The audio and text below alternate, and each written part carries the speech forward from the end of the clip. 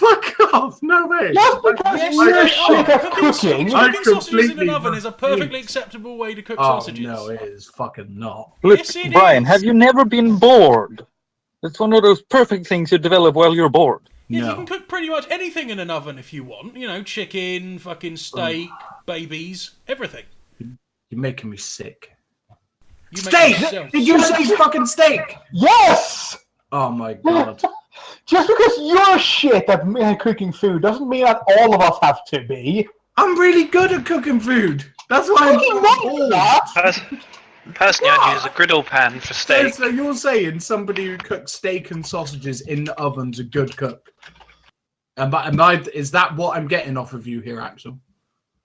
No, I'm just saying someone that can do that is good at cooking food. Someone who just goes, nope, not possible, isn't really open to experimentation when it comes to food. Yes, you should be open to experimentation in all things. Food, personal hygiene, and jiggly things. Is that your opening Indeed. statement for the stream? Maybe all three at the same time. Yeah, if you are truly skilled, you will be able to eat, have a shower, and pleasure a lady all at the exact same time.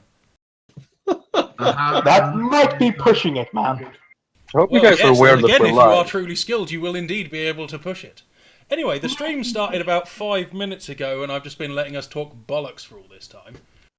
Hello, Internet. Hello, Or Internet. possibly all of us. All of us watching the stream because we're... Hello from the kitchen. Yes, the reason this conversation started is because we were arguing about the correct method to prepare sausages because Kelvin is still cooking his dinner. What a scumbag. Yeah. I mean, These Round about- fucking heathens are talking about oven cooking steak and sausages. Well, you roast a beef joint in the oven. Why can't you do steak in the oven? I have no idea. You guys make me sick. Even if you're oven cooking a joint of beef, you fry it first, and then it doesn't go in the oven for very long. The oven's there just to warm it. It's not there to cook it. We are still waiting for Brian and another person, Kelvin. Kelvin's not going to be in Roll20 yet because he's frying his sausage. I'm coming! I'm coming! You could not have planned that better. Oh my god! He's frying his sausage. I'm coming! Yeah, okay. This stream is incredibly classy. What he needs to be doing is working on his Welsh accent. Yeah, we've got no Eric today because he's busy celebrating the Swedish festival where they get drunk and dance around that big fucking leaf-wrapped penis thing. And eat stinky fish. Indeed, and- Emil is also away doing this. Yeah, Emil and is already Eric and Emil are both grass penis worshipping or whatever it is that the Swedish do on the longest day on the summer solstice. We're sacrificing British people to our heathen gods. Possibly. I wouldn't put it past you. And dancing around. Bum, bum, bum. Bum, bum, bum, bum, bum. I mean, while we're at it, why wouldn't we? I don't know. There's few British maybe if people you were around. Decent, non-sacrificing, murdering, raping, pillaging peoples. We're Vikings, why would we not do that? What you just said, Ludo, I take as a compliment. It wasn't meant as one. Too bad for you. Hey, full crow. Hello, Folkrow. Maybe they're a fallen crow? I don't know, honestly. Yeah, people in I the think it's stream, Folkrow. feel free to join us and chat. You will mostly be handled by my glamorous assistant Brian, who is going to be the one who does all the stream stuff because I have like 18 million screens open at the time, and I sometimes forget to look at the stream. Oh, I got confused. I thought Leaves on the Easter Wind was actually just one of us, but I don't think it is. Leaves on the Eastern Wind is one of us. No, but Hello. Leaves on the Easter Wind is probably somebody else. I don't know. No, Could that's be. just. I think Is that you Simon? missed off the N. Yes, it is me. Oh, I thought it was someone making a fan account. That Mr. would Rich be is awesome, back. but I don't think. I think our like 4 followers don't really have enough.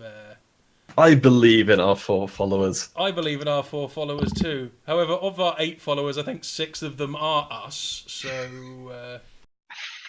King Can. Oh I am not one boy. of our fault. I'm excited to see Mr. Rich back. He's very excitable. Yeah, Mr. Rich is the first fan we ever had. He gets the special fan hat. Oh, I'll have I'm just Brian gonna give get him the the first- fan dance from Star Trek 5. oh gosh. I won't do that. Yeah, you will. Get a couple of beers in you, you'll do anything. I'm on beer 1, so Oh man. Yeah, so only 2 more and we have a dance. that'd be a few. Yeah, couples too. I'm so glad we've got player names to go with character names. Well, we got Nick. Nick's watching the stream. Hello, Nick. Hello, Nick. Nah, Nick. Okay, Oh. so introducing the characters. Now we'll actually try and get started because everyone's in the chat. Sorry, everyone's in Roll20. So, playing Mussy Bumblelog and probably not going to answer because he's got a mouthful of sausage. Kelvin. Hiya! Playing Tegan Ramaris and probably going to answer because he doesn't have a mouthful of sausage. Axel. Hej, jag tar med som allihopa. Yes. Playing Alizio de Chaiva, who is not a vampire, is Pete. Hello, I am not a vampire. Playing Leaves on the Eastern Wind, because I can't have one game without a Firefly reference in it, is Simon. Hello. And playing the hero of the world, the glory that is Tom Bass, is Brian. Well, hello there. Excellent. I am your humble GM. I am Ludo, and we're going to be playing, as usual, a bit of Tyranny of Drag Queens. So, a quick catch-up for Kelvin, who wasn't able to make it to the last session on account of birthday drinking. The party left after they got the kobold, who... What did you name the kobold, Brian? Frank. Frank the kobold. They dragged his ass back to the fortress, not the fortress, the keep, where the dwarf there basically worked out that the kobold was full of shit. It was just saying whatever he could to get away with not dying. So whether or not the information he gave you about the so-called Whitey the Dragon will, whether that's accurate or not, you have no way of verifying. He's Frank, up in Cracker Frank the Mountain. kobold ended up locked in a cupboard. It seems we've got Whitey the Dragon. Are we going to get, like, Patriarchy the Chimera pop up at some point? Yeah, I was really hoping he was from Cracker Mountain. Welcome to Cracker Mountain, boy. If I ever voice that dragon, I'm going to have to give him a fucking... I say, boy, I say. I'm a dragon, boy. Fucking real foghorn leghorn. I'm going to roast you up something nice. Well, technically he's a white dragon, so that would use I. So, oh, it's a hot day. I wish I had a cool elf to snack on. You need to have a little sidekick, white dragon born or whatever, and they can just be back to back. No, I just thought of a really racist thing to do, but I'm not going to say it because I'm streaming. Yeah, man. Keep your inherent racism in check. We've had enough of that shit from you. Actually, oh my god, I've just realised something, and we're gonna have to put a veto on this because the second in command of the, you don't know this yet, but the second in command of the cult of the dragon that you deal with in this game, he is a black dragonborn. By the way, Ludo, the stream's requesting you for Holy Throne of Terror. Yeah. So we're gonna stop that. Okay, so so after the dealings with Frank the Kobold and Frank getting locked in a shed, Mossy went down to the river with some guards to help disguise the entrance and gather water for the people, while the rest of the group headed to the mill, which appeared to be under attack, but it was a trap. Gasp. Yes, and the group was ambushed by a large group of raiders and cultists who were very, very sneaky, leaping out of the undercroft and the hay and the flour bales and all that malarkey, and gave everybody a bloody good seeing to, but it was not enough to stop our gallant heroes, who struck them down and generally hacked them into tiny bite-sized pieces. Wait, Mr. DM. That's not how I remember it. I remember myself and Jachiva busting in there and saving everybody's ass. After we said going in there was a really shitty plan. Yeah, but I remember having a romantic evening away with Natalie Portman, but that doesn't necessarily mean it happened. I just don't know what to respond to that. Yeah. Yeah. Ha ha ha. So, after having a bit of a rest and getting their breath back, they noticed that the blue dragon that had been circling the keep had started moving in and was strafing the tower itself. So the team bravely rushed back without anybody arguing about it at all for 15 minutes and headed back to the tower.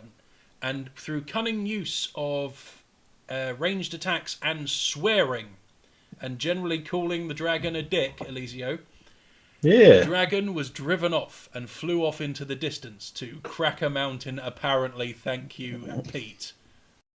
You're welcome. So, times were good, and everything seemed to be going swimmingly for the team. Or was it? Well, it wasn't, because the side entrance to the keep had been smashed open and was under attack. The group ran down the stairs and started heading towards the sally port. However, due to inconvenience and not being here, Ingvar and Manfred decided that they would stay on the roof and help deal with the wounded soldiers. The rest of the group picks up Mossy and they head towards the sally port. You have a few minutes to gather yourselves and things together before you go in there. And action!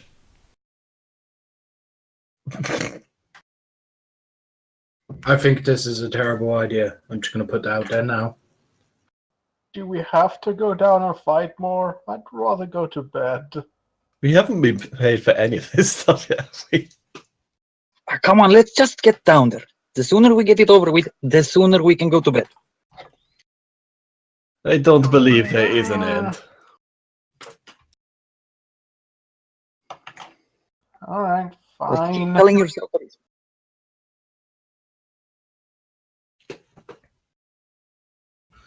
Well, scaly little assholes are starting to piss me off a bit now. So they seem pretty easy to kill. So it's not like it's going to be hard work. Now that big fucker's pissed off, I reckon we're in the clear. And this time there's a little bit more guards, so we could always hide behind them if we get injured. I'd rather hide behind the crenellations on the tower or some barricades or something. But I get your gist. Ablative armor. Whatever archaeotech shit you're talking about, I'm in. Just let me smash one over the head. You sound so sad. You sound so not Welsh. What happened? He has one of those drifting accents. Ah, parents from different areas. Drifting accent. It's an extra play, that thing.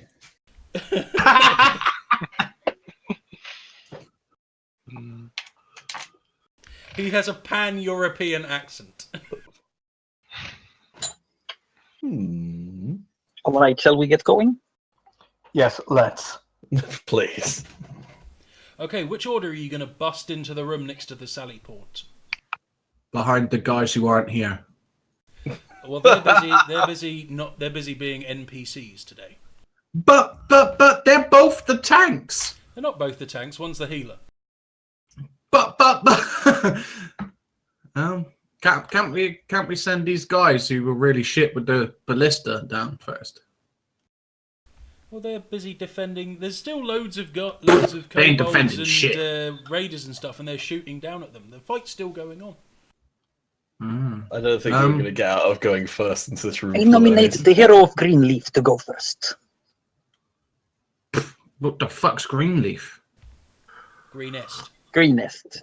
The name is sillier than Whatever. These towns are all the same to me. Well, I'm the hero of King's Hill, not Greenest, but you know. That could change. It could. You're the only one here with a bit of armor. I ain't got no armor on. Suddenly you turn around and he's naked. Undressing quickly is one of Tom Bass's feats. I'm just gonna put that on my trade quick change expert. Like, even Mr. Rich wants Tom Bass to be a hero. You don't want to disappoint Mr. Rich, do you? ah, come on, Rich! Don't do this to me.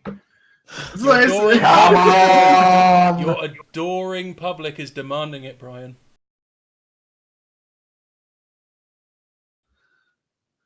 Gentlemen, there comes a time when every man has to make a choice. Does he fight or does he run? And if he runs, can he still be called a man? And my answer to that is fuck yes. An alive man. See you the fuck later. The hero of Greenest, the man they call Tom. Well, But being serious, I doubt we're getting out here unless we kill those scaly bastards. So if we get a move on, murderize them, we can probably get some tea, go sleep. Sounds like a good plan. So you take the front, yes? Good. That's what I like to hear. What about Magic Sword Boy here? I could see Magic Sword Boy go first. Yeah.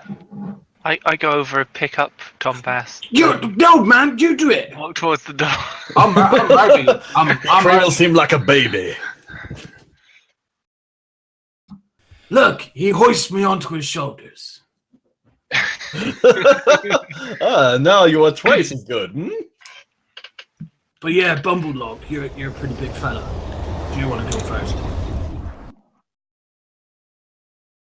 If you're coming too, I'll be right behind you. I promise. And I'll be right behind him, stopping him from trying to run away. And I'll be making sure the rear doesn't get away. I will be keeping an eye on you too. Keeping an eye on my rear, not that. Well, it is pretty nice. Ah, I hear Thank fighting you. music in the distance. There must Fight be music, boss yeah. coming. I suppose I wandered towards the door with using Shillelagh on my club. It feels like you should be singing an Irish folk song every time you do that. Yes. Diddly potatoes. Diddly dee potato. This stream wasn't racist enough. Not only that, he managed to get potatoes into this stream as well. Oh, Do you know God. what makes it terrible and extra terribly racist? Yeah. Is that Rich's wife's Irish and they live in Ireland. Oh dear. It's all right. My grandparents are from Stabtown. We're about to get a notification saying Mr. Rich has unsubscribed to your channel. He's literally taken his subscription money and left. Subscription money? Yeah, man. Get that affiliate shit going. Yeah, I wish. Anyway, Rich's damage is done. I was gonna give him money for a pizza, but now he's getting nothing, the fat bitch. Now I'm giving him money for a death sentence. He's taken that £10 and he's using it to hire an assassin off the dark web.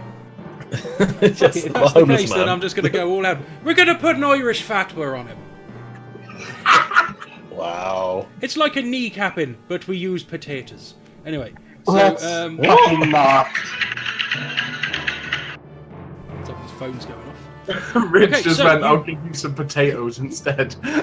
You burst into the room accompanied by Norman, one of Who's the that? guards who showed you what was going on.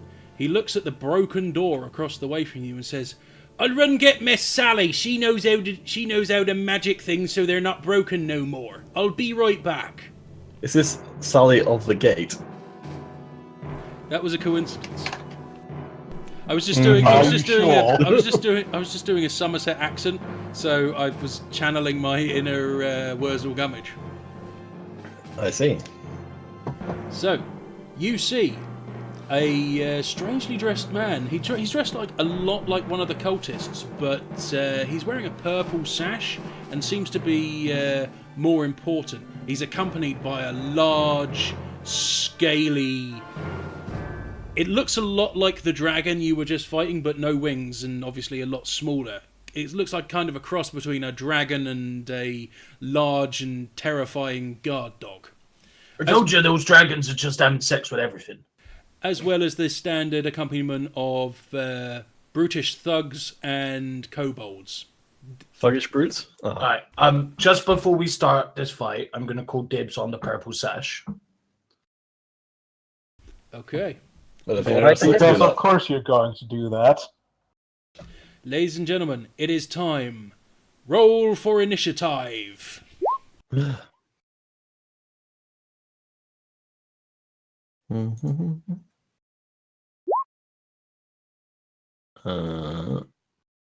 Where am I again? Oh, there we go. Just so you know, I can't select myself. I shall change that now.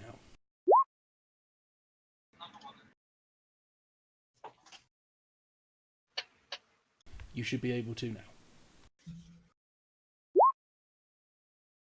Boom! Oh, that means you go to the top. Nice. You beat everyone else anyway, so it doesn't really matter. I did go into the room first, after all. Okay, so you burst into the room and they turn around and snarl at you, readying their weapons. And as rude. you approach them, they roar out, "For the Queen!" Tom Bass laughs as a free action. You never know, they might worship Freddie Mercury. That'd be alright. I'd be down with that. The Queen comes forth, "Be your murder." No, it doesn't. So, Mossy, it's your go. I charge this fellow here. Okay. Shall swing my club while shouting, "The dragon will die!" Oh. Shouldn't you have attacked a dragon then instead of the dude with the shield? Kelvin, just to remind everyone, would you mind declaring what you rolled for those of our beloved stream watchers and listeners who aren't actually watching the screen? Okay, I rolled a 10, and I got an 18, although I have no advantage, so I'm... So unfortunately, he's able to parry your big stick with a flick of his shield. Leaves on the eastern wind. Can I interject just for 1 second? Yes. My tiny son Grayson wants to say hello to the internet. Hello. Oh. Hi, Grayson. Hello, Grayson. Say something funny. Not rude. That's a bit of an ask. Say something funny. Go. You know, if you'd been educating that boy properly, he would have gone, "Something funny." I would struggle if someone put me in that situation. Hello to Grayson. How are you, young man? Everyone says, "How are you?" Good. Do you love D&D? Yeah. What's your D&D character called? Sideways. Sideways. That's a cool name. Sideways the Isn't he an Minotaur. insane Minotaur that just robs everyone? Yeah. Minotaur Barbarian. He's The called internet sideways. says hi back, by the way. Every hijink and plan he formulates tends to go sideways. Ah, You're off to bed now, are you? Yeah. Love you. Love you. Sweet dreams. You do. that was heartwarming. Don't let the hippogriffs bite. That kid's going to need some serious fucking therapy when he grows up. Not because of this, but because he grew up with Brian as a dad. All right, I'm you going love to your dad, don't you? right there. If you have to ask. Are you going in with a rapier again? Yep. Excellent. You, of And then course, you get your sneak attack, but you don't have advantage to hit. Yes. Which means I fucking don't hit. Yep, so he... God, the pizza slicer, that's so mean, Simon. It was the stream, Ludo. It was the stream. Yeah. Oh, the stream chose the name for it, did they? That's very mean, stream. Okay. Extreme. Okay, so yeah, the rapier lashes out, but again, he's ready for you, and he manages to put the block on that with his shield. I make a note of never attacking people with shield. All right. I'm going to be staying right here, and I'm going to be shooting people. Okay, so your weapon is Pew, pew, do you pew, pew. longbow or shortbow? Longbow. Okay. I want to be shooting that guy. Shooting the kobold. Yes. Okay. Rolled an 18 to hit and 5 damage. Okay, so again, the arrow rings out straight and true, catching the kobold square in the chest. It slips in between the ribs, nicks his vital organs, and he drops to the ground in a pile on the floor. Congratulations, you have murdered again! Huzzah! Alessia de Chaiva. Alright, who hasn't gone yet? Tom Bass has not gone yet. Okay. First of all, I've still got Manfred's light crossbow, so I will attack this fella. Going for the other kobold. Okay. Kuya. Oh, It's more, is that what you yell when you fire? I can't remember how the emote text works. Yeah, okay. Manfred's light crossbow. The bolt hit goes through, hits him square in the shoulder. He drops to one knee, but he growls. He's clearly in a lot of pain, but he is not dead. How do crits work? Because that was actually a crit. It just sorry, it wasn't a crit. It was 20 plus 4. No, 18 plus 4. Sorry, never mind. Okay. Yeah. If it was a crit, it would have a green circle around it, and it would have automatically put the extra damage in it, assuming that you set up the macro correctly. Okay, I'm going to use my move action. I need to change the tool. I'm going to use my move action to go over here. Okay. And then I'll strum my throat and use my bonus action, which you told me was even a thing last time, or in between games, to give Tom Bass some bardic inspiration. What do you say to Tom Bass? What do you do to give Tom Bass his inspiration? I should have thought about this ahead of time. I sing, stab him in the balls. Okay, you it's D6 inspiration you have at the moment, isn't it? Yes. So Tom Bass can roll an extra D6. Whenever you make an ability check, attack roll, or saving throw, after you've rolled a D20, but before it's been announced whether or not you've hit, you can decide to cash in that D6. Yep. Nice. Tom, you have inspiration. I also point out that you've not used your reroll yet, Elisio. I have a reroll? You had a reroll because you role-played really well in the first session, and I gave you it. Oh, neat. I'll actually write that down. I think you did write it down. It's called. I think it might be called inspiration as well. Yeah, Oh, yeah, it's so next to Yeah, death it's saving called throws. inspiration, and it's a thing in your core stats. Oh, yeah. Okay, I have got a little thing for inspiration, but yes, my thing is bardic inspiration, which is a bit confusing because it crosses Two the different things, yeah. I know. terms. Okay, Tom Bass, it's your go. All right. I am going to move up here. Bloop. And then I am going to shoot that Viking. And I am going to use my sharpshooter feat.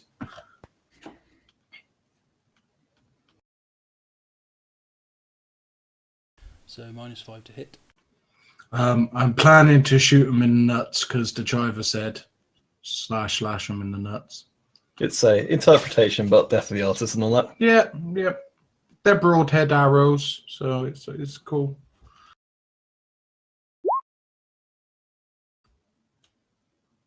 Wow. Okay. Are you going to use your? Right? Is that your final? Are you? Because if I say whether it hits or not, you can't use your thingy anymore. Oh, come on. No, it has to be You before probably I don't. declare whether or not it hits. So you need to It's decide probably whether or gonna not you're hit, going to use isn't it it? beforehand. Bearing in mind that you have -5 to hit because of the aim shot, not the aim shot. The sharpshooter. Yeah, I'm not sure if I'm. Bear in mind, I'll have 3 bardic inspirations a day. But this is a boss fight, so I'll take the 26 to hit, please, Mr. DM. Okay, so you raise the goblin ballista, you sight down its crudely cobbled together foresight, and let fly. The bolt, with its broad-headed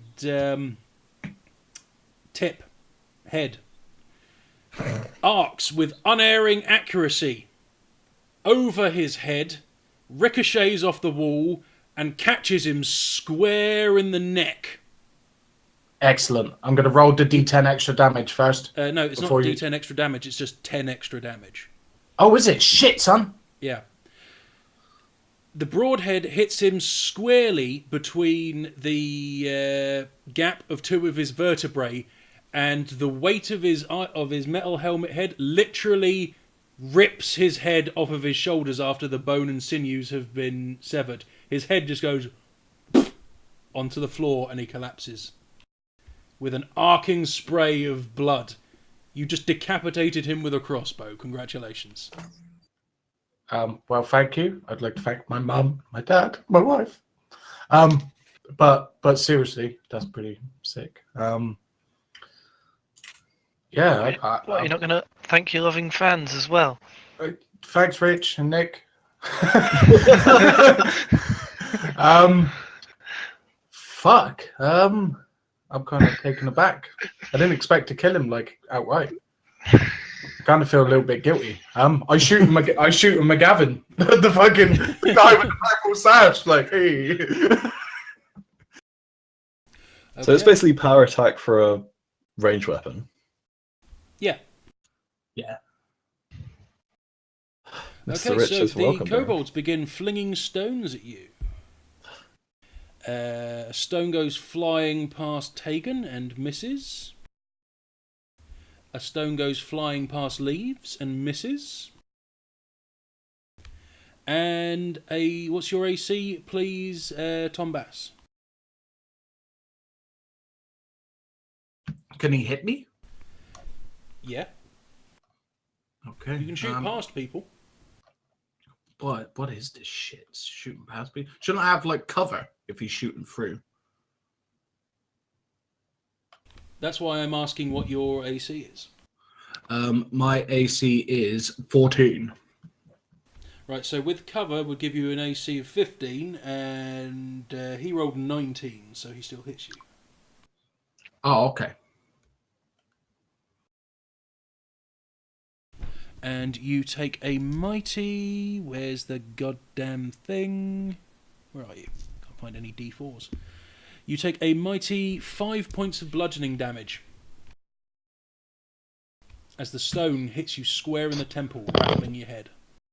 Ah, my fucking face! You piece of shit! Ah, my precious modelling career! Why do you think I learned how to fast change so well?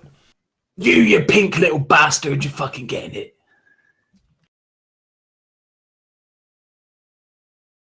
Okay, now I just need to... I'm just pulling out Monster Manual, which I have cunningly marked all of the pages I need with cotton buds.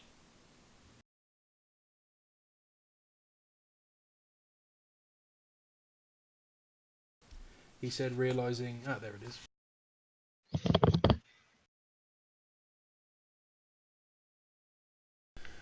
And I've just realised I do not have the right page open on something. Give me a second, I'm just calling up the information for the guard Drake.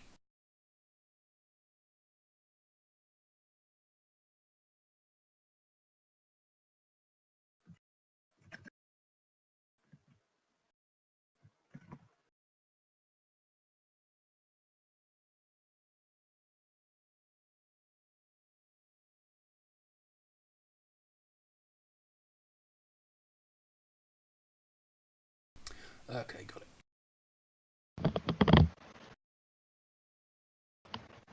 Not a guard Drake at all, it's an ambush Drake, different.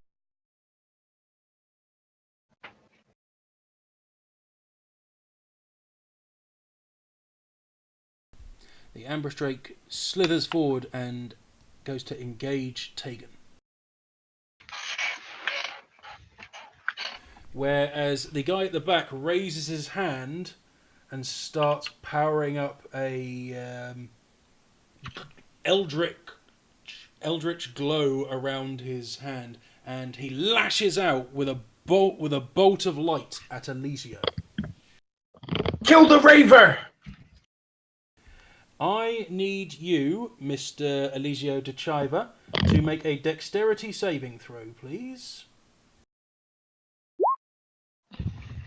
Which you failed, I'm afraid.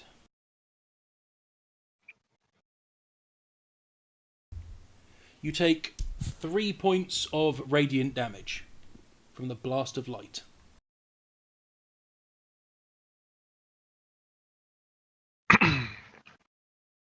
Now, the big, butch, manly Viking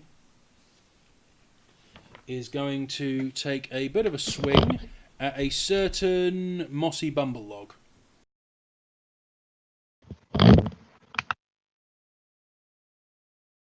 What's your AC, please? 11. Okay, he hits you. You take 3 points of piercing damage.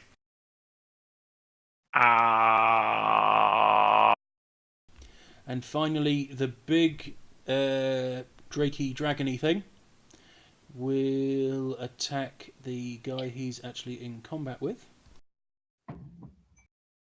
Young Master Tegan. And yeah, is your AC? What's your AC? Is it less than 20?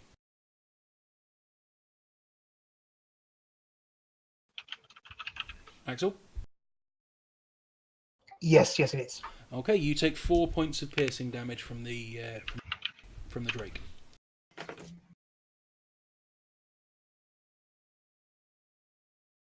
Okay. Okay, and the new round begins, and it's Mossy Bumble Log.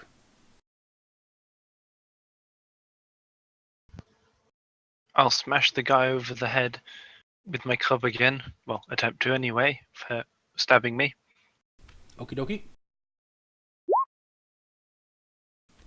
Okay, yeah, you rear back with your club, angered that he had the audacity to give you a bit of a poking, and with a snarl, you bristle your huge furbolg muscles like corded ropes on an ocean steamer, and bring down the magical club with enough force to cave his skull in.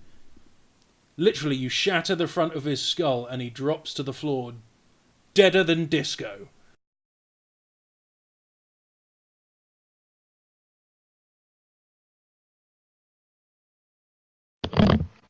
Awesome. Wow. Shit. Fucking Brian insta-kill something, he's thanking the fans and his wife, he's got full Oscar speech you going, and you're just, yeah, cool. I am the best. Nothing less than expected. Can I at least get a whoop whoop? Whoop, whoop. Not from you, from Kelvin. Oh yeah. Oh yeah. Kelvin, your next job is to drink some alcohol. And that's, I would never normally suggest that, but do it. Leaves on the eastern wind, it's your turn. Yes, I am going to move over here and slice the lizard. Okie dokie.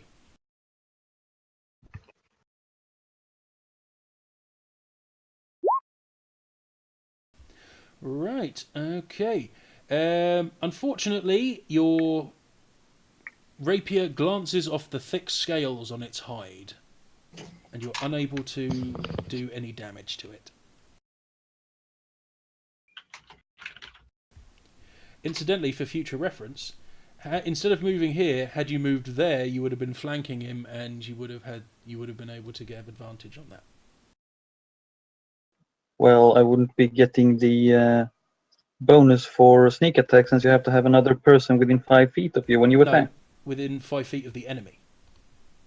Tegan is within 5 feet of the enemy. Plus, you also get the sneak attack if you have advantage on him, so you would have got the advantage there. You would have had the sneak attack there.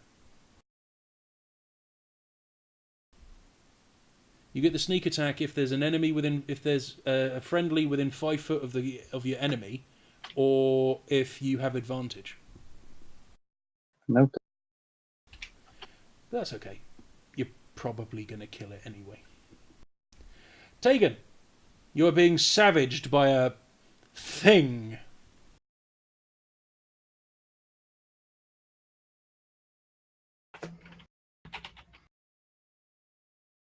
Axel, push to talk. Yeah, sorry. Right.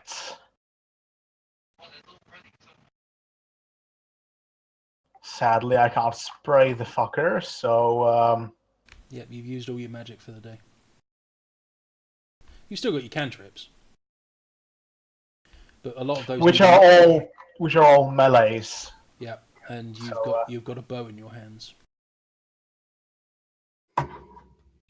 Yes. You can drop the bow and draw your sword.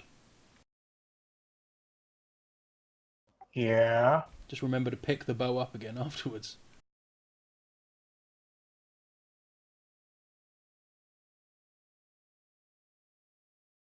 Yeah, I'm going to do that.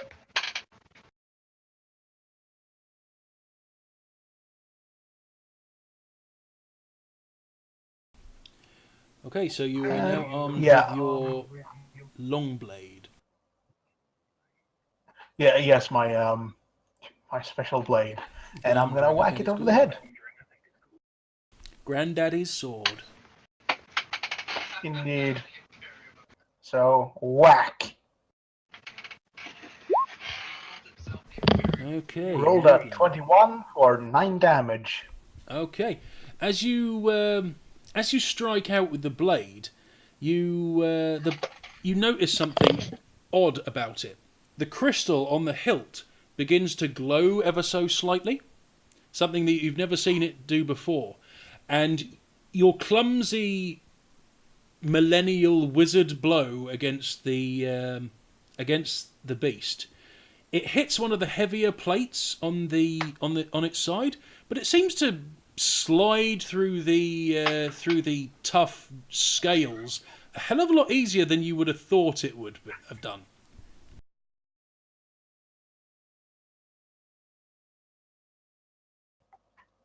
Okay. You appear to have angered the beast, but it causes a brief moment of like, what the hell, in your eyes. He's a witch. Burn the witch. You turned me Burn into the heretic. Right. Okay. Yeah. I'm dragging everyone on the Hydra there. Back to the game. You doing anything else with your turn, Tegan?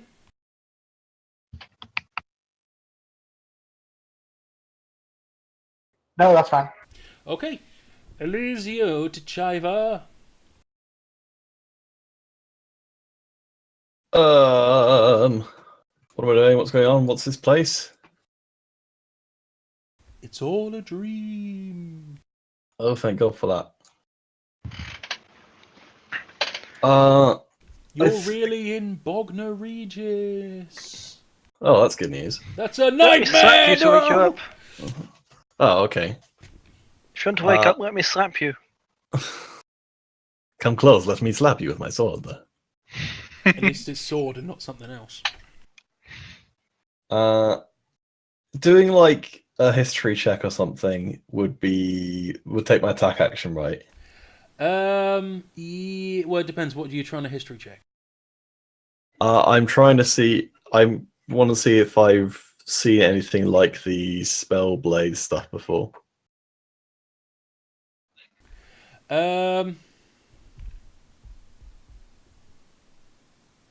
Right.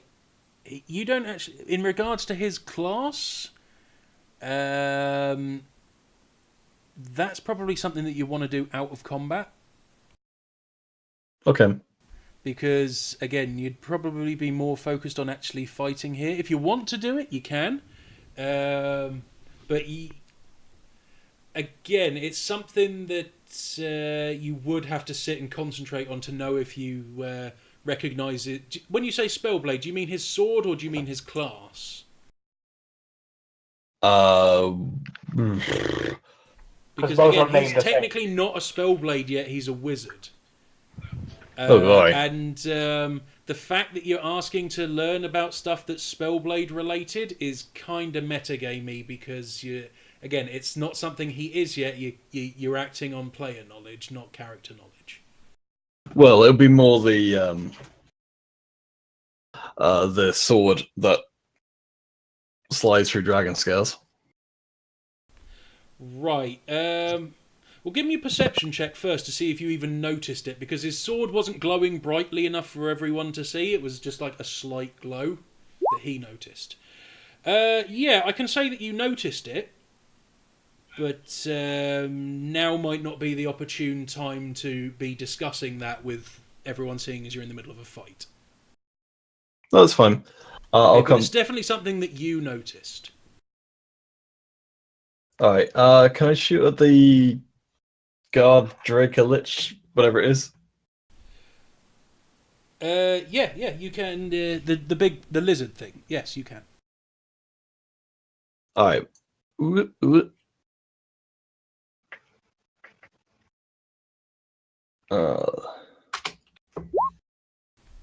Okay, again, your aim is true. The crossbow bolt arches out and slams into the side of the beast. Cool. Dragon does not seem happy. Seems angry and slightly depressed. Tom Bass. Okay. I will shoot. I will move to here. And I'm going to shoot purple sash guy. Okay.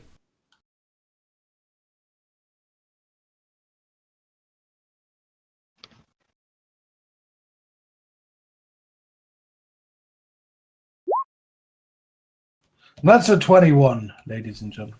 21. You raise your crossbow, let loose the bolt, and it unerringly flies towards the target and hits him square between the eyes, dropping him instantly. Boom, headshot. I'm here all week, ladies and gentlemen. Tom Bass looks at you and he's like, "You all need to duck, because I'm about to turn left and I don't want to slap you with my dick."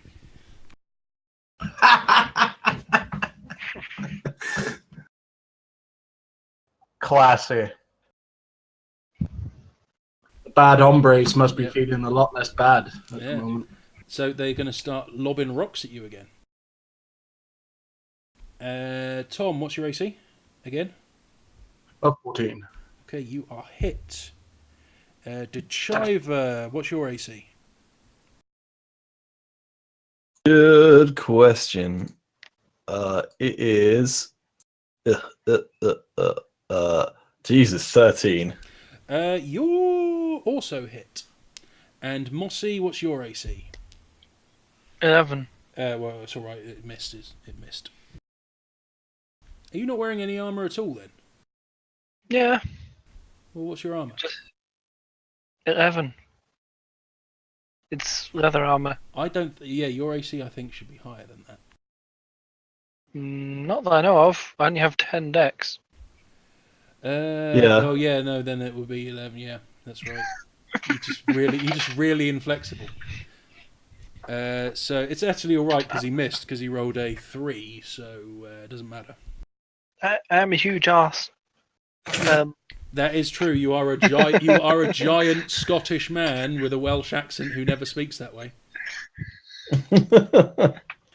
Okay, Tom Bass, you take 3 points of bludgeoning damage. Thank you. Alicio de Chiver, you take 4 points of bludgeoning damage. Oh boy! And Leaves on the Eastern Wind. The Drake snaps at you, and what's your AC? 15. Misses. You nimbly sidestep its bite, giving it the old ha ha ha ha Bonetti's defence. Mossy Bumblelog.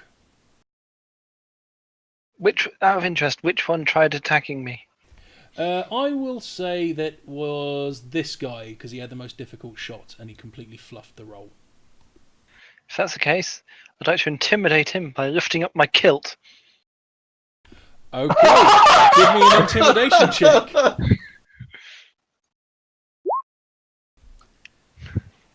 Yeah, he kind of looks at you and then he looks down at himself and then he looks up and then he just kind of like slyly looks away and crosses his legs. He has been suitably calm.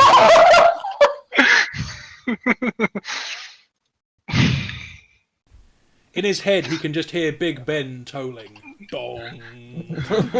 Dong. Are you going to do anything with your move or your bonus action? No, that doesn't work for... You can't just roll for someone else, Brian. Damn it! I will stay where I am. Okay. Leaves on the Eastern Wind. I will attempt to stab the lizard. Okie dokie. Yeah.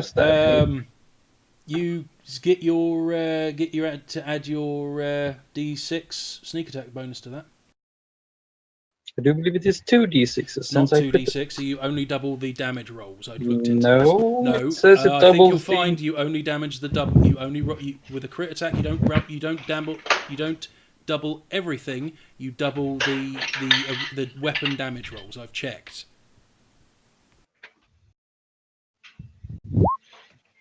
Okay, so you do 8, 9, 10, 11, 12, 13, 14 points of piercing damage to him. Yeah, you crit him. How do you kill him? It's a simple stab through the eye. Okay. As the Drake snaps towards you and you lightly step out of the way, you see the perfect opportunity with your rapier, and you, while standing on one leg ever so gently, you just lean in, put the blade through his eye and right into his brain before whipping it out with a flourish and flicking your head. And the beast collapses as you have insta-killed him. Yep.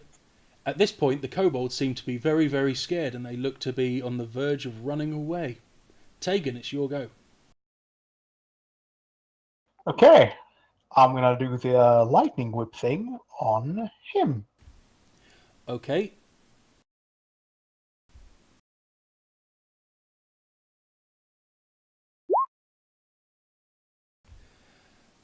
Right. Again, you haven't put a damage roll. Sorry, you haven't put a. You haven't clicked the thing to let me know right. what your DC is and stuff.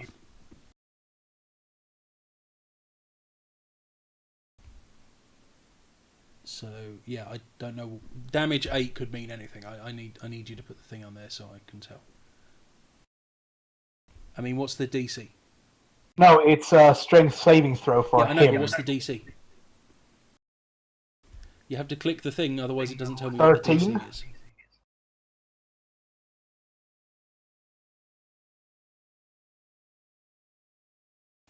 Right, what's your intelligence modifier? 3. Right, so it's 3, 4, 5, 6, 7, 8, 9, 10, 11, 12, 13. Right. Please just click the thing so I don't have to do maths, Axel. I was going to say if you... Yeah, what I've forgotten. Yep, he failed. And he is dragged towards you. And he had 1 HP, so he's dead by the time he gets there. Literally, all that arrives when the kobold scrapes up at your feet is just a torched husk of electrified lizard man dude thing. Okay, Sounds Alicia. about right.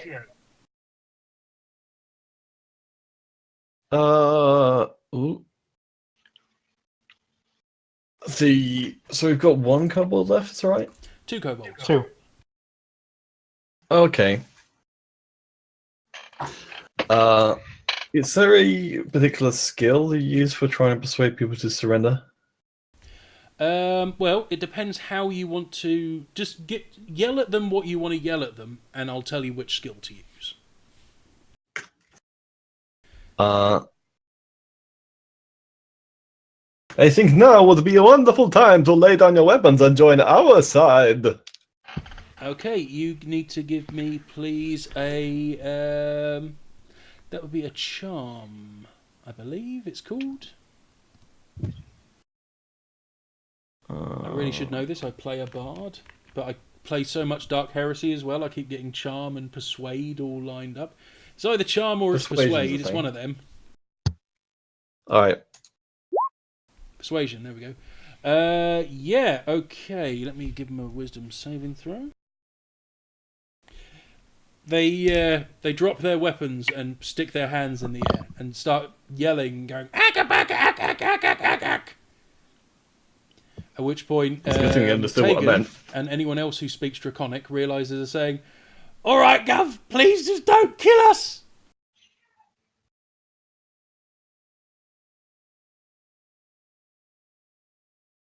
And they stick their hands in the air. You are now out of combat. We should call them Freddy and Theodore. Freddy too. No naming fucking war prisoners. You just get attached. Well, one of them's already scared of me. I want like a full-on... It's not so much scared, he's just intimidated by your girth. I want like a rehabilitation program set up for kobolds. Oh, yeah. Jesus Christ. We'll retrain them, then re-release them into the wild. Why wouldn't we just build our own army? We could do What, that. 3 kobolds? Hey, you're going to start somewhere. Well, yeah. and if we lose them... my ravening hordes, and it's just 3 little midget guys going, hello! But yeah, if we lose them, it's not like we would have lost a lot, so... So we should give them player character levels. Yeah, I think so. So roll up give us the character sheets. We're deviating, of course. So this is the downfall of Tom Bass, who's going to become a tyrant. It all started Once here. hero. No. When history speaks of me, they'll speak of Tom Bass, the guy who saved the kobold race, brought them into good, decent society. You're gonna have a fucking inverse upward climb to reach that gold. That sounds so difficult because I don't understand the quantity. I'm pretty sure you can roll downhill, so it's fine. Yeah, it's more than a 90-degree climb. You're sort of trying to climb up a mountain that's leaning out over you.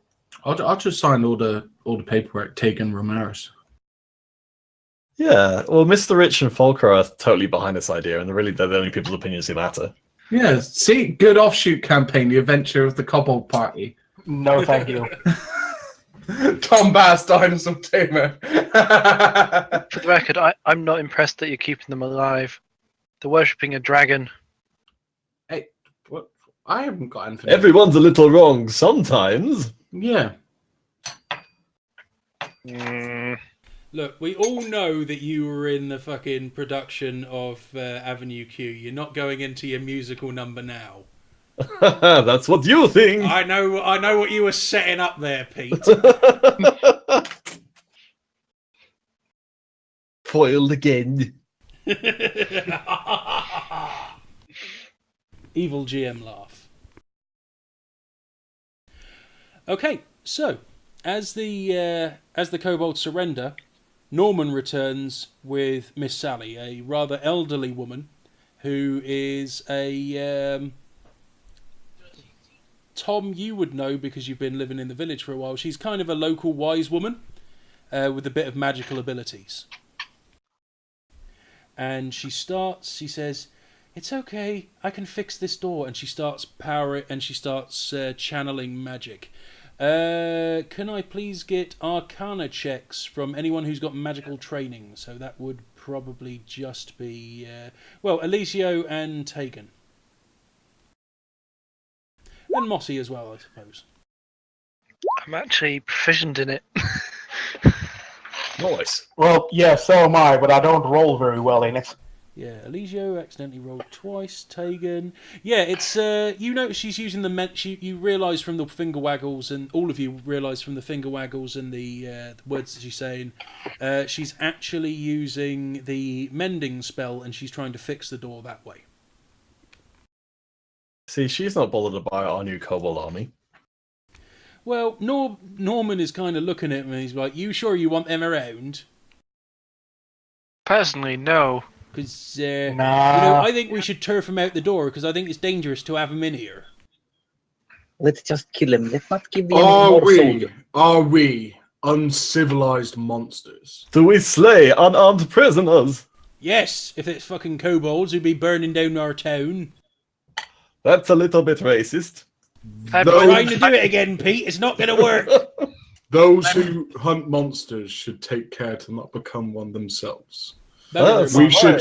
We should show our enemies the better way to be, the better way to live. I know you're hero, but I didn't think you'd be so bloody sanctimonious. Today I learned. Heroism comes in many forms. Right. You wouldn't happen to have a bed I can collapse in now? Would you like to borrow one of the kobolds? No. They're very squishy. They make for a nice pillow. Once killed. I can stop them if you want. Can we not Well, at least buy flowers first. Can we not murder prisoners that have willingly surrendered? How evil are you people? They're just going to try to backstab us the instant we turn our backs to them. You guys really need to be looking at alignment shifting, because somehow myself and the Chiva have become the good guys, and you guys are like, yeah, let's murder prisoners. I'm neutral good. Apart from the fact it's my mission to kill dragons, and they ain't dragons, are kobolds. They are kind of dragons. They're like draconic. So are dragonborns. You can also all like draconic things the same to you. Yeah, you can start neutral. You're gonna Totally start within myself. You're gonna start murdering citizens of Faerun. Okay, gentlemen, what is your passive perception? Everyone, please, can you just tell me? Right, if you want to know what your passive perception is, it's 10 plus your wisdom modifier. If you have proficiency in perception, you also get your proficiency bonus. Are you going to ask us in order? Which is +2 for all you guys. 12. 13. Are you asking us in order? Well, I will ask you. Mossy, what's yours? 13. Tegan? 12. Elisio? 14. Okay, Leaves? 13. And Tom? 14. Okay, anyone with 13 or more, you hear the sound of a large group of people heading towards the door from outside. Lots of shouting and general hubbub. Protect our new kobold friends! Does it sound like good hubbub or bad hubbub? No, it sounds like, quickly, we've got to get in there before they mend the door, but not in that accent. Those are a lot of people we're trying to protect. If that's the case, I run forward and bash this guy. There are coming more kobolds and Okay, shit. you know what? He's completely unarmed and not prepared. If you just walk up to him and cave his head in, you can just kill him. Wow. Okay. Wow. Right, so from I immediately outside, think bad thing. let me see. It will be Tegan and Leaves are the only ones who are able to see it. You see a large group of Pjopel heading in the direction of the door. They're charging up the hill towards you. And unlike the group before, this appears to be a lot less kobold, a lot more angry guys with spears. Oh, joy. Can we block this passage off somehow really quickly? Norman sees it and says, "Oh my God, they're coming through! Quickly, you have to protect Miss Sally till she can fix the door." Maybe we should stack the door with the bodies of the people who surrendered. Roll for initiative. Actually, don't roll for initiative yet. I've got to delete you from the old thing. Can we not just roll all the barrels in the door? I think that'll be more effective. You do not have time. Roll for initiative, please. I thought it just overwrote the old It number. doesn't. It adds another one. I have to admit, Brian, I was kind of thinking along those lines, but more throw the barrel in the doorway. Okay, 1, 2, 3, 4, 5. Yeah, that's everyone. Is that like game fix wise? Has anyone got any AOE spells that they've been keeping locked up? I have no You've useful all had the spells. time to change weapons if you want to. Yeah, anyone got AOEs? Stone shape would be really useful. I think that's a bit too high level. Got a bow and a rapier, that's about it. Shit. Really need a mage. You've got a mage. He's just used his AOE spells already. What mage? Tegan. Oh, is it? Is it? I thought he was like some sort of fighter derivative. Yeah, he is, but he's still got a wizard. He still gets all the same magic that a wizard has. It's just he gets extra skills that makes him survivable and better in combat. Oh, okay. Basically, half his magic spells are basically like thwack twang. So he basically he melee hits them, and then the magic spell does extra attacks and stuff on top of it. Oh, right. See, because what we need is what we need is like a backlines artillery character, which we don't have. Well, you're level 1. The chat want me to disguise myself as someone. I'm trying to figure out who would be useful to be disguised as.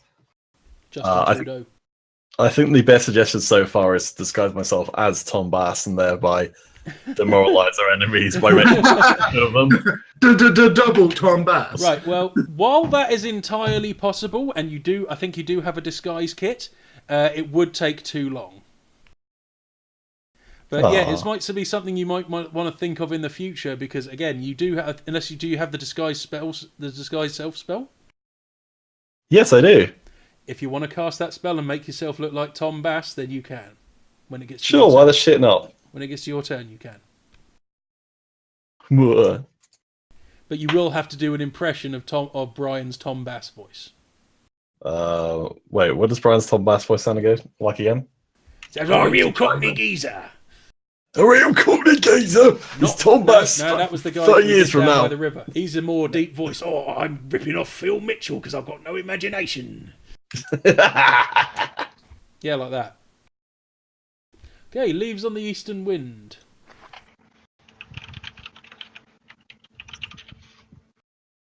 Well, there's not much I can do. I will delay my turn. Okay. Mossy Bumblelog.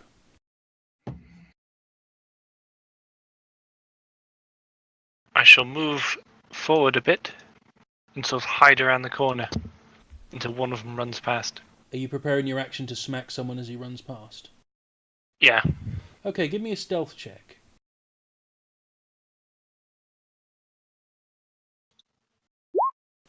Okay. They begin to move forward.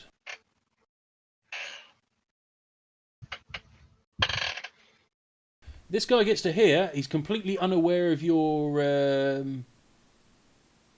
position, Mossy, so you have advantage to attack him.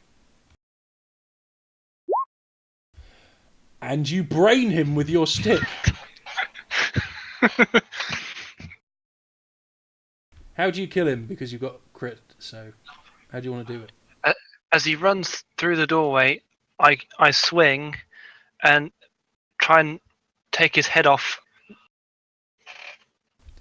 Right. With a blunt You instrument. don't quite take his head off. It's more similar to, you know, in Return of the Jedi when the Ewoks put the log down and it smashes into the AT-ST.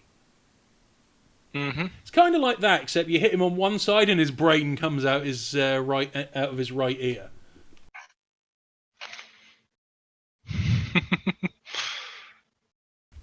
Okay, the rest of the guys move in.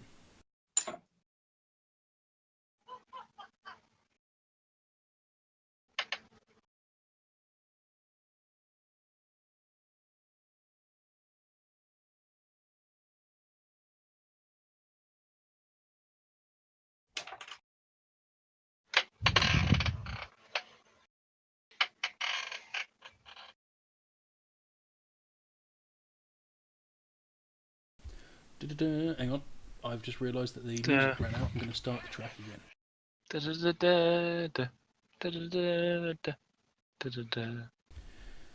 Yeah, some entertaining combat background music on to get everybody's juices flowing. My juices are flowing everywhere. And get the mighty 4 that I just rolled to hit Mossy Bumblelog. Which Mossy Bumblelog. Tegan, it's your. You've. Are you going to take your turn now, Leaves, or are you going to save it till like the end? Like at the end. Okay, Tegan, you'll go.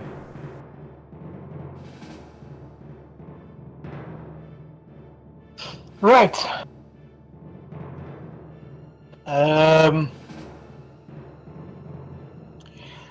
Right, let's try the, I'll see if I put in the DC correctly, and I'm gonna lightning thingy him. What? What? I'm gonna lightning lure the guy right straight in front of me. Isn't he an ally? Yeah, okay, you can try and kill Norman if you want. No!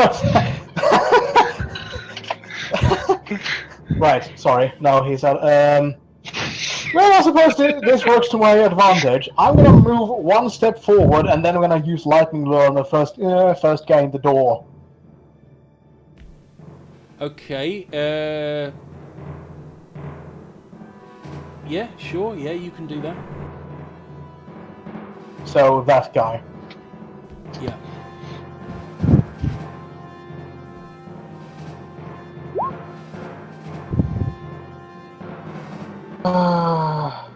What did you do? Oh, wait. You've not done the thing again. Fuck it. Just don't bother. It's I'm going 13. to do it. Give me a second. I'm just going to change your bloody macro because you're clearly doing this to annoy me now. By the way, the DC was 13. Yeah, it is, but hang on. And I've accidentally jumped out of the game now because I was holding down push to talk when I used my mouse roll wheel. See, push to talk shit. Yeah, well, otherwise we get loads of echo and stuff because people start talking over each other.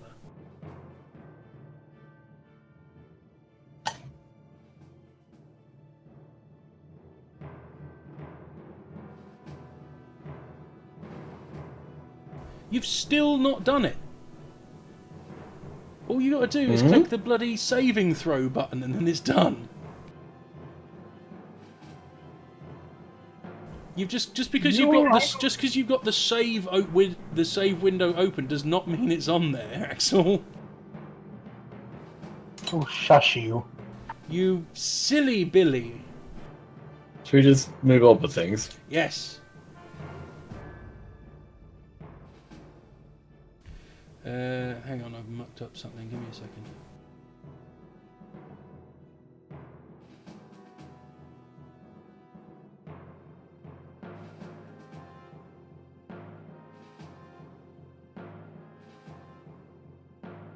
I think you probably need a much longer battle track. No, it's still going. It's just I turned it down a bit. I can turn it back up. Oh, yeah, it's I can't hear it at all.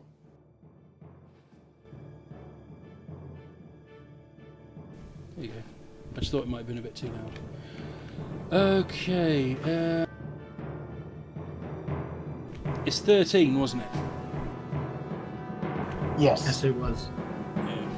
Okay, saved against that.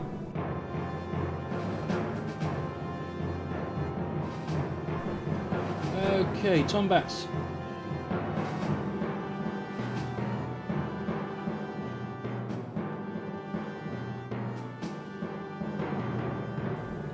Brian, Sorry, gone. you'll go.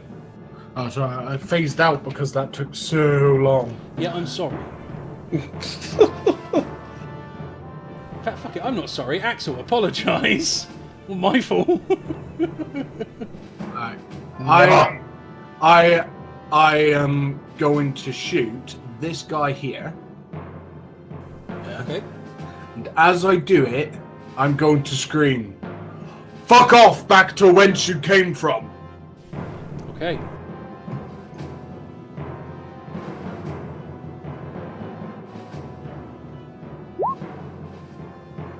Oh, What'd you get? an 8. Okay, unfortunately the crossbow bolt hits the wall behind him and just cracks on the stone. That was a warning shot. The next one will be between your eyes. Make a deception check.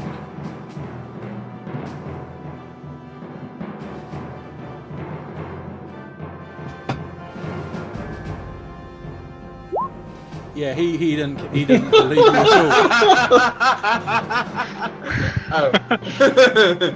And you're supposed to be on Christmas. Alright. I'm gonna cast my... I'm gonna cast a spell!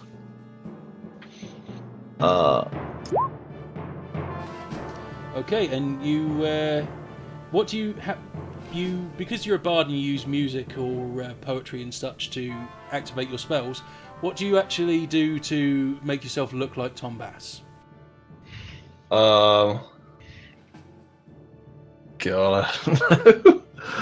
don't know. Evil spirits that reside in my bowels make me look like that guy over there. Okay, with a there is suddenly another Tom Bass standing beside Tom Bass.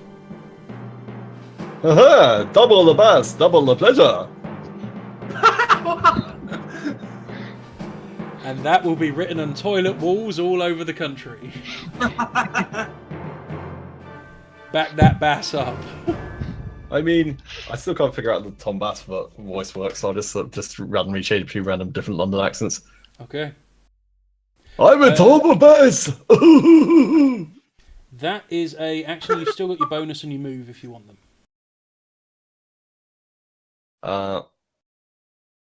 I guess I will...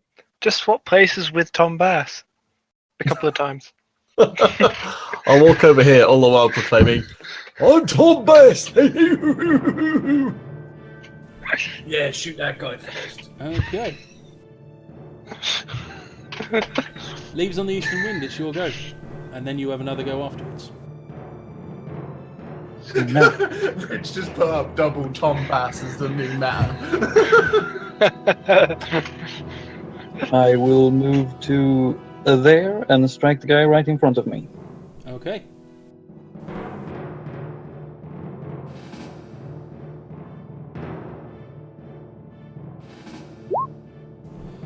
Okay, you hit him. So, sorry, you got a 25 because we keep forgetting to call out our rolls. So yes, you hit him. And so you get your D6 because there's another guy within 5 feet of him. Okay, so that is 10. And that is actually enough. He's busy trying to fight the Furbolg, the giant, hairy-looking kilt wearer. And you just walk up calmly and insert your blade into his windpipe. And drop him. Now it is Leaves on the Eastern Winds go again. Actually, I would like to have used my bonus action on the last round to disengage as well. Okay, do you get cunning action at level 1? No, right, sorry. Well, then I'll just do it this turn. Okay, so you use your standard action to disengage. That's fair enough. Yep. Okay. You still have your move. Yeah, I moved to right there. Okay. Marshy Bumblelog. I'm going to stay where I am, but wait, be ready to smash someone's brain in again. Okay, so when someone moves into melee with you, you're going to attack them, are you? Mm-hmm. Okay.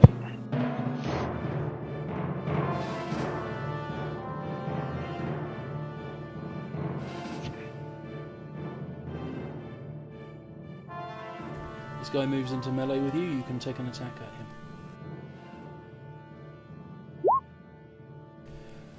Okay, what did you get?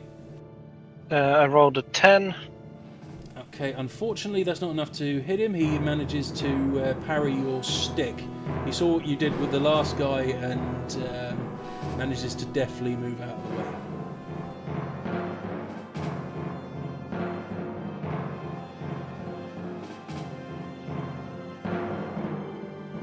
I just thought, is Norman actually going to do anything? Norman will be doing things. Now that someone's in melee combat with Sally. Sally. Yep. Okay. So, first things first, Norman takes a swing at the cultist. And he actually hits him for 6 points of damage.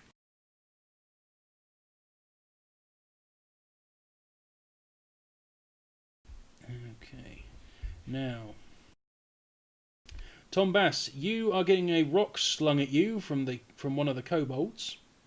Sorry, I have to ask, which Tom Bass? The one on the original Tom Bass. Not new flavour. What sort of cover am I getting through all of that melee wreckage? You're getting no cover because it's coming from this kobold down here. Which one? The one we spared. This one. But it hasn't that then got to go through like Miss Sally, the assassin, and Norman? Yeah, but to you get can to shoot me. past combat and stuff like that. You've not been. They've not been getting cover from you when you've shot through combat. I haven't. I've been moving into firing lines. Yeah, well, it's. I thought you can't draw line of sight through if you were like unfriendly hiding targets. behind something, you would get in cover. But you're just standing in the open at the moment. You're not getting cover. Oh, no, all right. And he rolled an 18. Yeah, that hits. No. No, mate. Oh. Sweet dreams. Love you. Say hello to everybody. You take 3 points of Night, bludgeoning night. damage.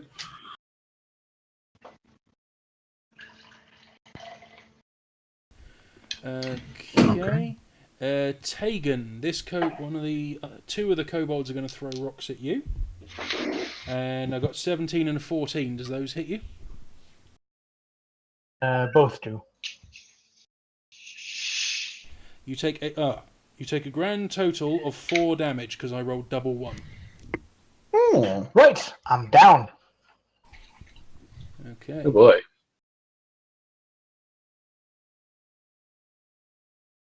Who's that just went down? I did. Tegan did.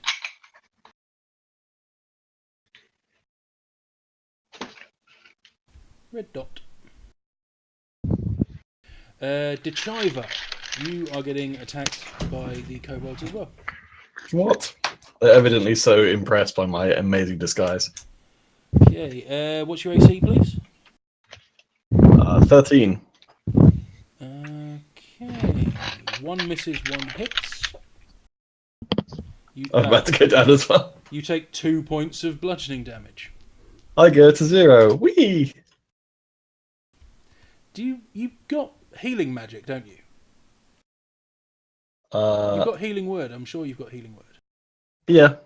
You've just not been using it. I didn't expect us to immediately get into another fight again. Oh, right, okay. But magic's for use in combat.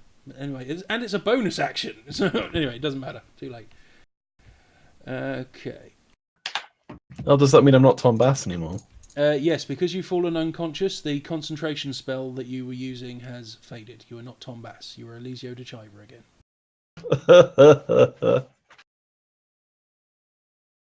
Well, shucks.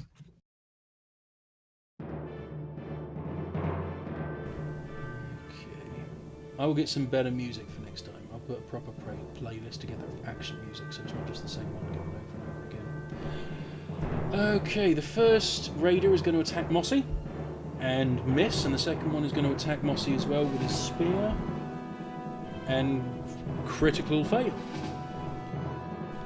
And the cultist is going to attack Miss Sally and get a 2, so he misses as well. He didn't stab his friend, did he? It is time for your death save. Hooray! You take one death strike.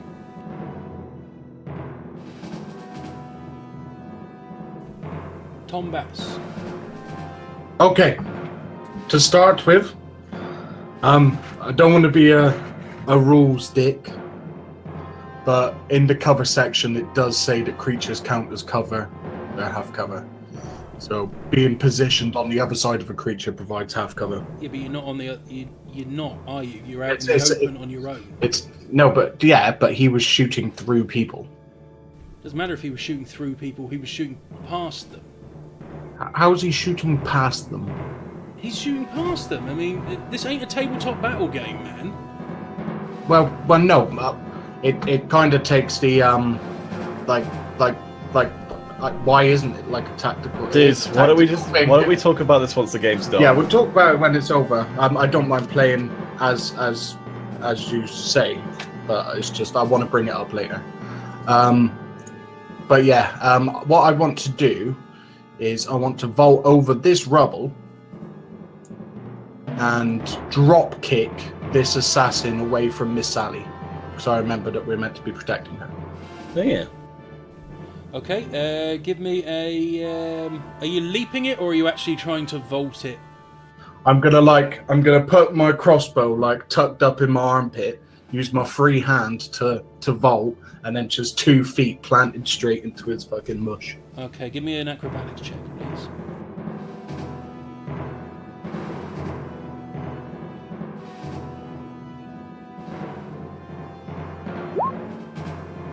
Shit.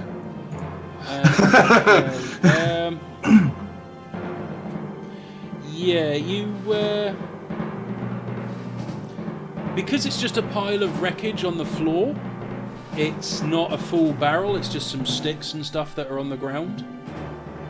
As you approach it, you go for what you think is the leap, but then you kind of half bail out of it at the last second because you realise it's not big enough to actually do that. And you just kind of end up in melee with him. You don't fall or take any damage or anything. It's you just kind of leap a little bit over the wreckage and land in melee with him. Oh, right.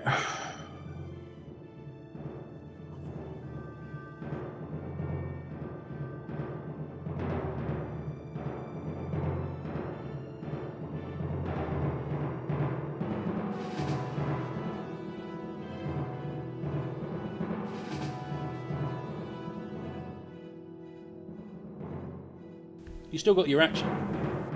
I got a crossbow. It was all about the kick, really. Well, I mean, you can still shoot in melee. You just have it's just a disadvantage. Just brain him. I was just gonna say, just brain him with the crossbow. No, because I haven't got anything for improvised weapons. Does it get cancelled out by the advantage of outnumbering him?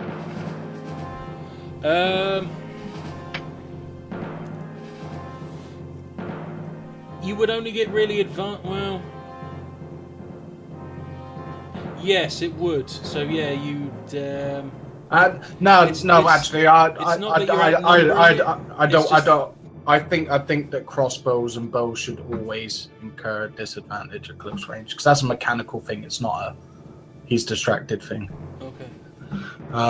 So what I'm going to do instead is I'm going to grapple him. I'm just going to try and dump tackle him onto the floor. Okay, give me an athletics check.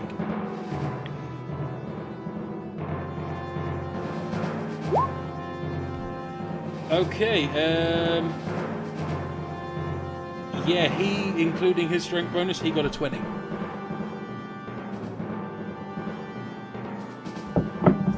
I kind of like push into him again and he stands there still and I'm like, fuck. No, it's more like this you, went you 20, slam into 20 him, fucking ways of wrong. He manages, you slam into him enough for him to be kind of like, oh bloody hell, but you don't manage to like lock him in your arms, so you're not grappled, but he's definitely aware you're there and that you're a threat.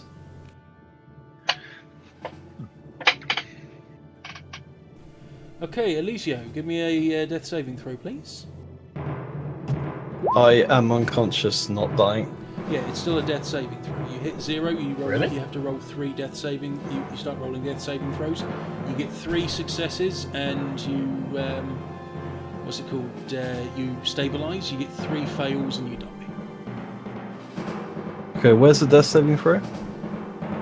Why did you roll a death saving throw? Oh wait, never mind, I found it. Oh, no, never mind. Sorry. Okay, so you failed 1, so yeah, you're down 1 strike as well. Oh boy. Leaves on the eastern wind. Yes. Can I move to there? Yes, you can. And then I will strike from there. You are flanking. You would have advantage on him, and be able to sneak up.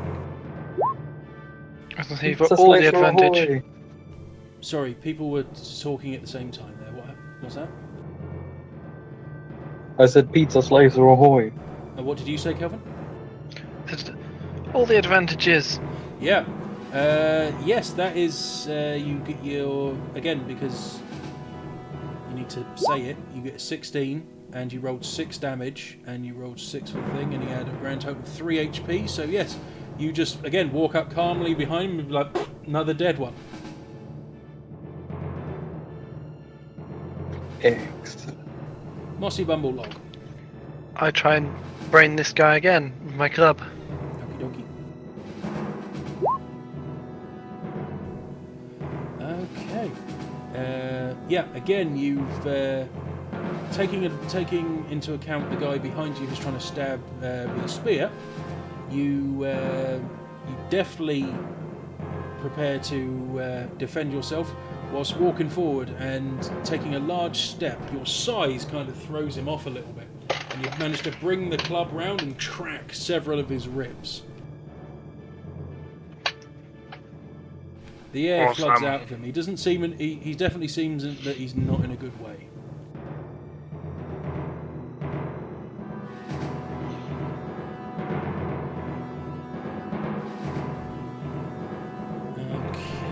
So now it's kobold time.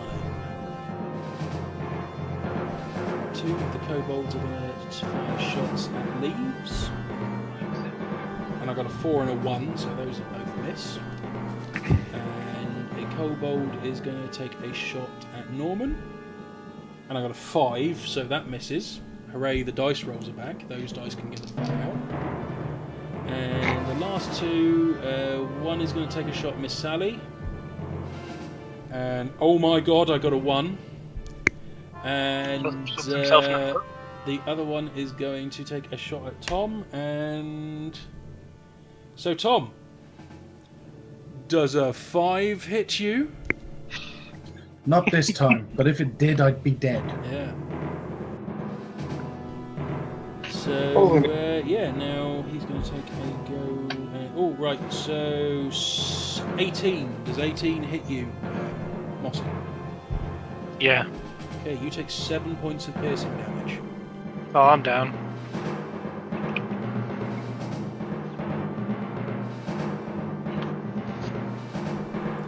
Okay. And this guy to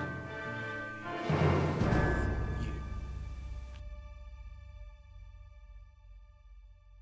It's poking you in the back.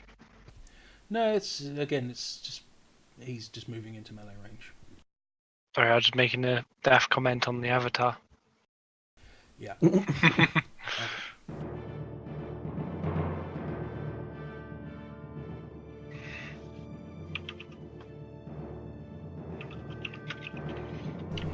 Tegan, give me a death saving throw, please.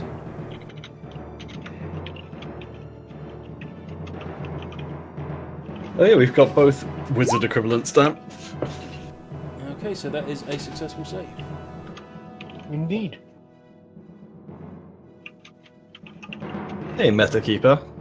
Welcome to the stream. Welcome, Stay a while and listen. Tom Bass. I'm kind of regretting life at the moment. Does anyone have a... You know you can apply healing potions to other people as a standard action. I am going to grab the chiver and drag him out.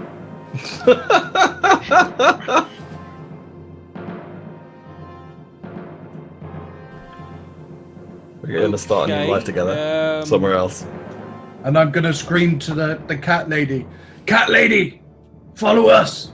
And you, Sally and Norman, let's get the fuck out of here. This tiny doorway's probably easier to defend than that giant fucking doorway. You make a good point. Okay, give me a We'll strength. barricade this door. Fuck those guys. I mean, Mussy Bumbledick just killed a fucking prisoner of war. Right No, behind you. I know I'm unconscious, but tabletopping. The other guys are attacking you now. Too bad, motherfucker. Yeah, if you do abandon people in here, they will most likely die. Well, if I don't drag fucking the chive out of here, then I'm gonna die. Cat lady's gonna die. It is going to be a TPK unless I get the fuck out of here. You Yep, could just. I was definitely. going to say you could just call for guards. Right, does anyone have any healing potions that are real healing potions? No. No. I have cure wounds. We I'm down. we haven't been shopping or nothing. Right, okay. We basically just got the starting. There's been no opportunity to shop, and the only opportunity we had to get potions, they gave us the fake potions. Which I think we're out of too, actually. Yeah, so we ain't got shit. We're understaffed, undermanned. Okay, well, I do have something planned, but if you want to leave, then you can. Well, I mean, like if I stayed now, it'd be meta staying. The character'd be like, "This looks fucking bad. I'm out." How many HP are you on, Brian? 4. I'm like 1 stone away from death. Yeah, I'm on 5. Yeah, so I'm fucking out of here. I was going to say you could call for help. Well, I'm pretty sure people that would have come for help would have heard the fighting. You always yell for help when we're outside. All the guards were up on the towers and stuff, fucking blasting kobolds, swarming the place, aren't they? So they're a bit busy. Hence us dealing with this. So yeah, I'm out. I might be check to see if you can drag Dechiva. Yeah, I'm a hero and stuff, but I ain't a fucking idiot either. And Dechiva's my buddy. Hi, Dead 5. Okay, yeah. If you want to leave, you can drag Dechiva out as your action. Okay, that's what I do.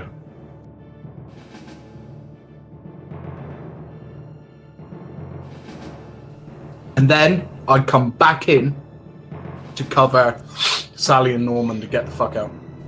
Okay. Fair enough. Elisio, give me a death saving throw. I'll just die outside the room instead. Yep. Yeah, that's 2. However, whilst you are out in the hallway, you notice a couple of people hurrying towards the door. So one is a very large mustachioed man, and the other is a dwarf.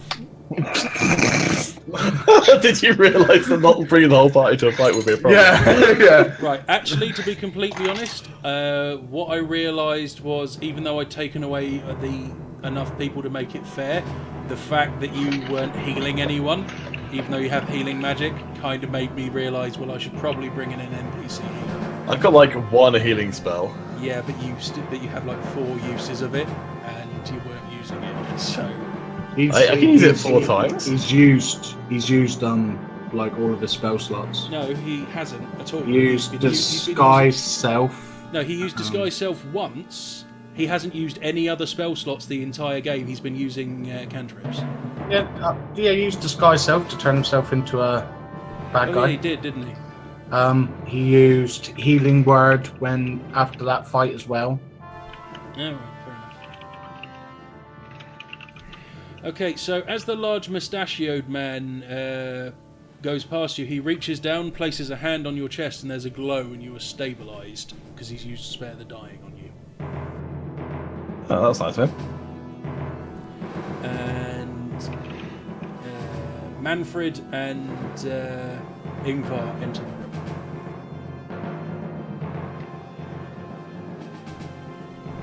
And I just hope that they've been keeping their character sheets up to date.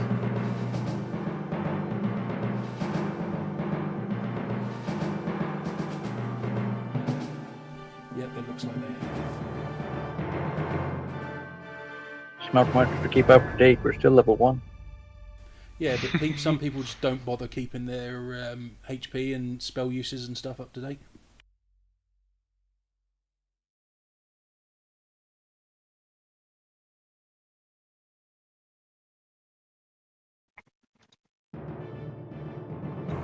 Manfred's actually out of spells as well. It feels like we've taken on one more encounter than we should have. Yeah, well, that's that. We did keep fishing for. We want to sit down, eat, have some time off. Wink, the Dude, wink. you did that. You took a short rest at the after the mill encounter. Those of you who've done your thing have used your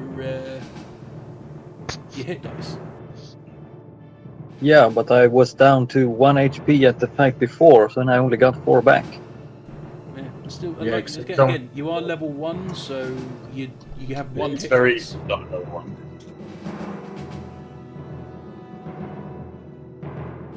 Yeah. Okay, leaves on the eastern wind. It's your go. Well, we seem to have support incoming there. Can I delay until it's their turn to come up? Yes. What I'll do is I'm going to give him I forgot to do this.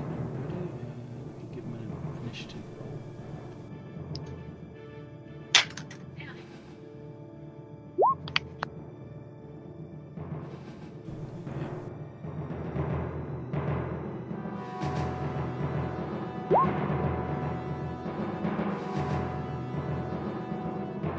Wow. I am best.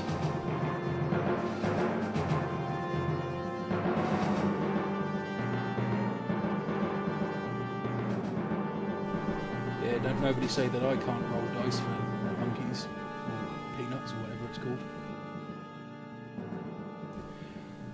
Right, so yeah, you want to delay, do you? Yes. Okay, Mossy, give me a saving throw, please. What'd you get? I got a 12. Okay, so that's 1 success. Ooh. Okay, so this goes to here and attack Norman. Norman's going to attack back first, though, and kill him. Norman. Yeah. Norman kicking ass, taking names. Metakeeper, it's a D&D game as opposed to a generic D20. Sorry, what? Metakeeper was asking a question in the chat. Sorry, what's the question? You don't worry, I've answered it already. Oh, okay. Well, D&D does work on the D20 system. Yeah, but he's asking if it's generic D20 as opposed to D&D. Okay. And that guy is going to... does a 3 hit you, Leaves on the Eastern Wind? No, it does not. Okay. And now the kobolds suck and suck.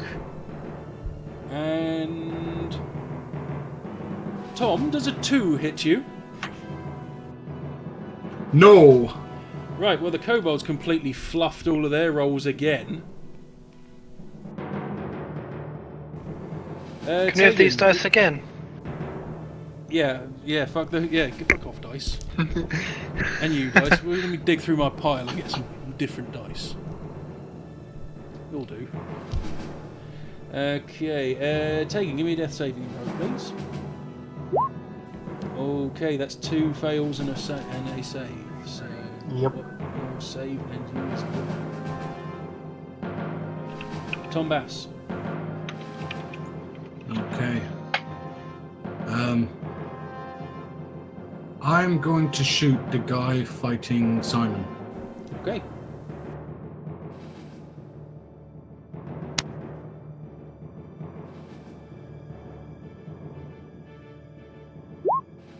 I'm trying to hit him in the knee or something, trying to take him down so that Leaves on Eastern Wind can go for a decapitate or something cool like that. You don't actually manage to hit him in the wind because he's moving. In the knee because he's hitting around. He's moving around too much in the fight. But you do manage to hit him in the meat of his thigh, which does which definitely puts a hitch in his giddy up. I believe the phrase is. What? Awesome. Okay, Elisio, you are unconscious. Manfred. Oh, I'm not back to being conscious for being No, here. you're stabilised at 0. It just means you're not going to die now. Oh, okay. Okay. So, Manfred walks forward and uses his action to cast Spare the Dying on Tegan. So you are stabilised, Tegan.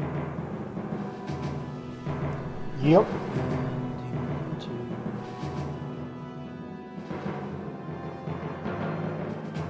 And he moves in to support Leaves an Eastern Wind. I'll be back in a second.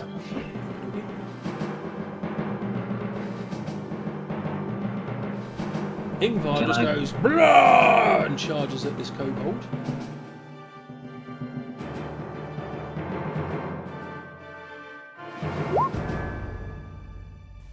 And swings out, and that kobold takes 3 points of damage because he hit with a 17. Ingvar seems a little disappointed that he didn't actually kill the guy. Okay, now Leaves on the Eastern Wind, it's your delayed action. Then I will try to kill the guy in front of me now that I have support from a dear friend. Okay.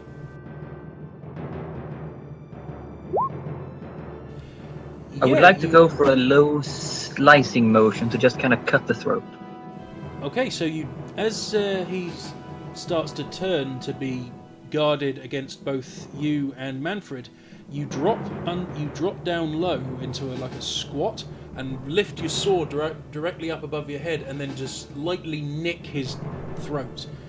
You catch him right in the windpipe, and you slit him, and he dies. Okay. Okay, now it is actually your turn. Woohoo! And I will move to and support the door. Okay, you still have your action. I will attempt to push the sword up right in his... You're actually a fair amount taller than him, so you would be striking down. All right, I will attempt to strike on above the shoulder and down strike between the shoulder pad and the neck. Okay. Yeah, you literally you see the dwarf fighting the kobold, and with your cat's grace, you agilely just hop up on top of those barrels, and then just kind of lean down and stick the rapier down through the gap in his collarbone and into his chest cavity, and it just expires. Excellent. And then I will give a wink to the dwarf. The dwarf goes and gives you the thumbs up.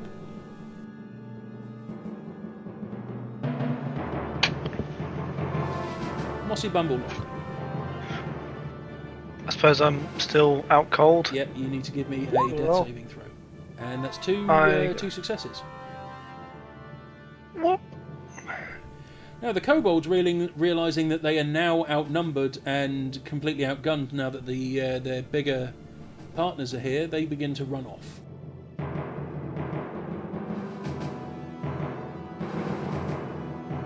The kobolds always run when the cultists are dead.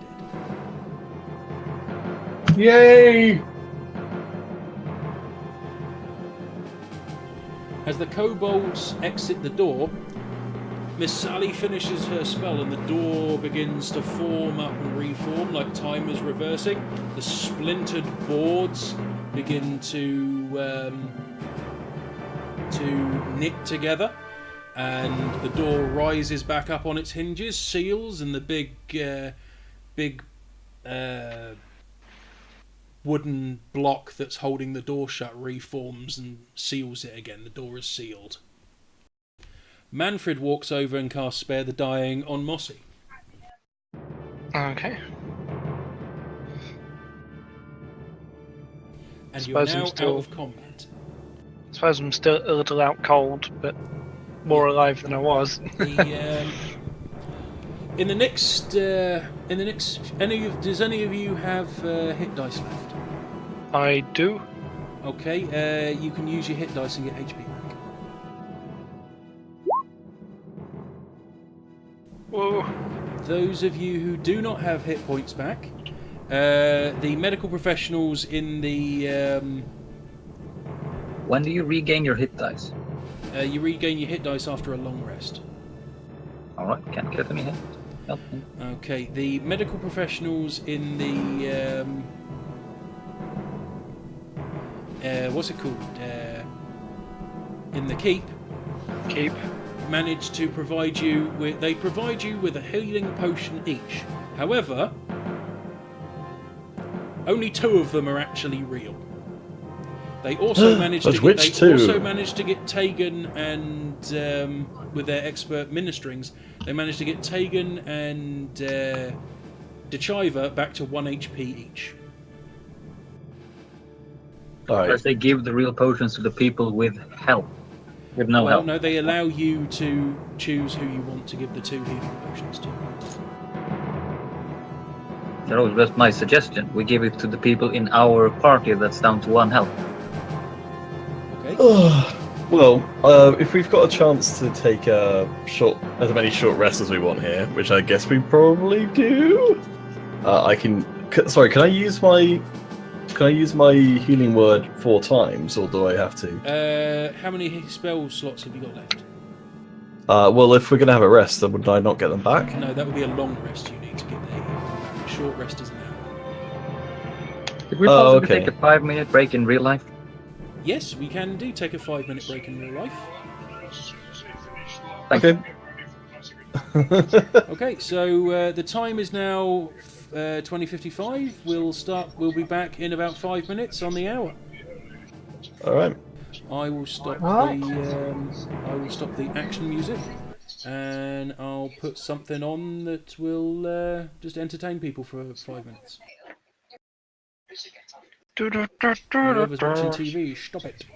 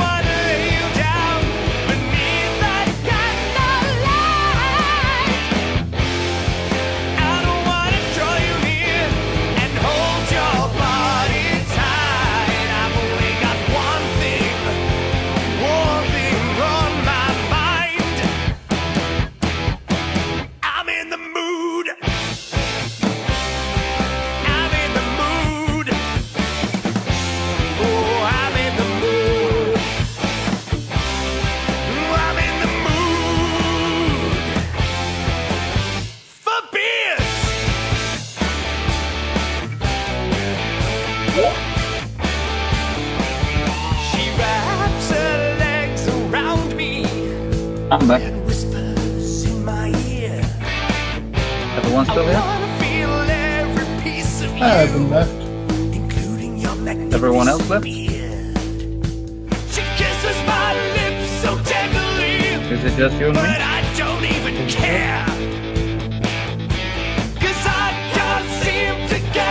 I got really confused because I was reading the quick thing. And it literally says that damage is done.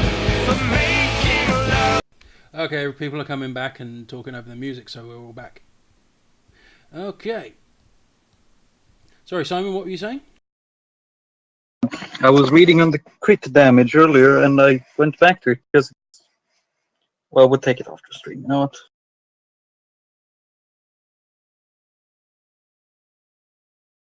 what? We'll take it after stream, Ludo. Okay, I'm sure we will.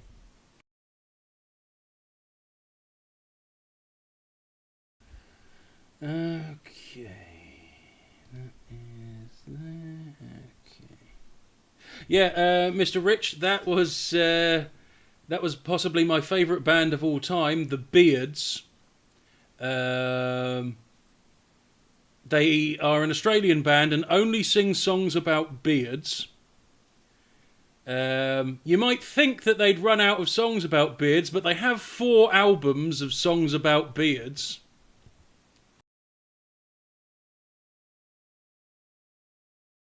They are absolutely glorious.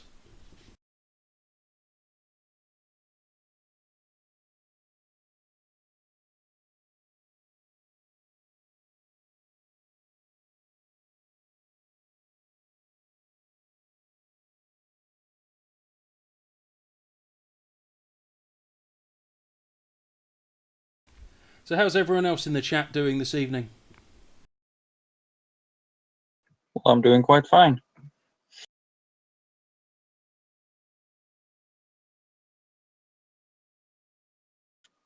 And that's really it. Haven't been doing anything specially. Yeah, well, I specifically was talking to the viewers on Twitch, the stream rather, I should have said. That's my fault. We lost Meta, buddy. But we still have Nick. 2's better than 0.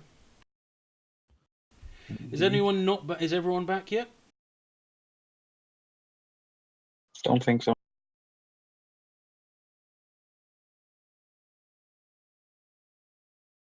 They're really bad at 5-minute breaks. Yeah. I guess me and Brian will have to play the whole part. If it's Axel, he's probably, like head deep in the giant vat of cola and energy drinks that he keeps in his house. It's an apartment. And there is a real mountain. I've seen. Okay, Ingvar is a dwarf, so he has a glorious beard. Let's see. Manfred has a glorious moustache. Mossy Bumblelog has a beard, but it's more full of twigs and bird shit. Just think Radagast the Brown from The Hobbit. Dechiva has kind of like a neat, tidy Van Dyke beard. Tom Bass, I'm assuming, has some sort of couldn't be bothered to shave stubble. He has a large mohawk and huge sideburns. Who? Tom Bass? Yes. Okay. And let me see. Tegan has no beard because he's an elf. And technically, Leaves doesn't have a beard because she's a girl and is a cat, but she does have an inordinate amount of body hair because she's a cat. And she's not Mr. Bigglesworth, so we already went into that conversation when we were rolling his character.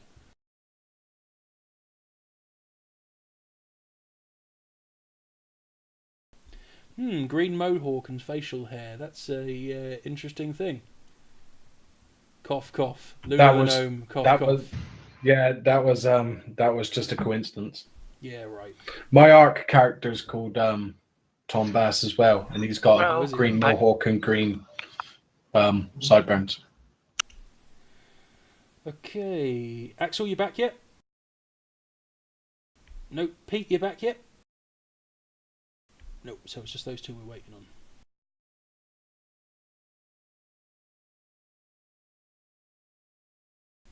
You're right. They are really bad at 5-minute breaks. Next time I'll say 2 minutes. Yeah.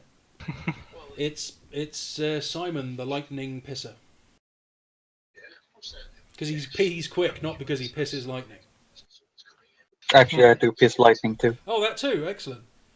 Are you related to Thor? Well, no comment. Okay. I like that. It sounds kind of like yes, even though the answer's really no. Nice. That was the point. I'm just thinking, do I cast Cure Wounds on? Well, you have 2 healing potions to decide who you want to give to. 2 real healing potions. Which characters are down to 0? More fake ones that won't do anything. Assuming Then shouldn't it be random, or can we see the difference? Well, you see. Here's the thing: you can tell the difference primarily because all the fake ones are like really ornate and have been sold as this big shiny thing, whereas the real ones are a bit more plain looking. And Dechiva suggests that you use those because he knows that they're real. Wouldn't we suspect, though, considering we drank some last battle at the... Yeah, I mean, you can suspect if you want, but like I say, you definitely... It doesn't really matter because you definitely know which ones are real when you know you've only got 2. After I just asked Dechiva because he made them. Yeah.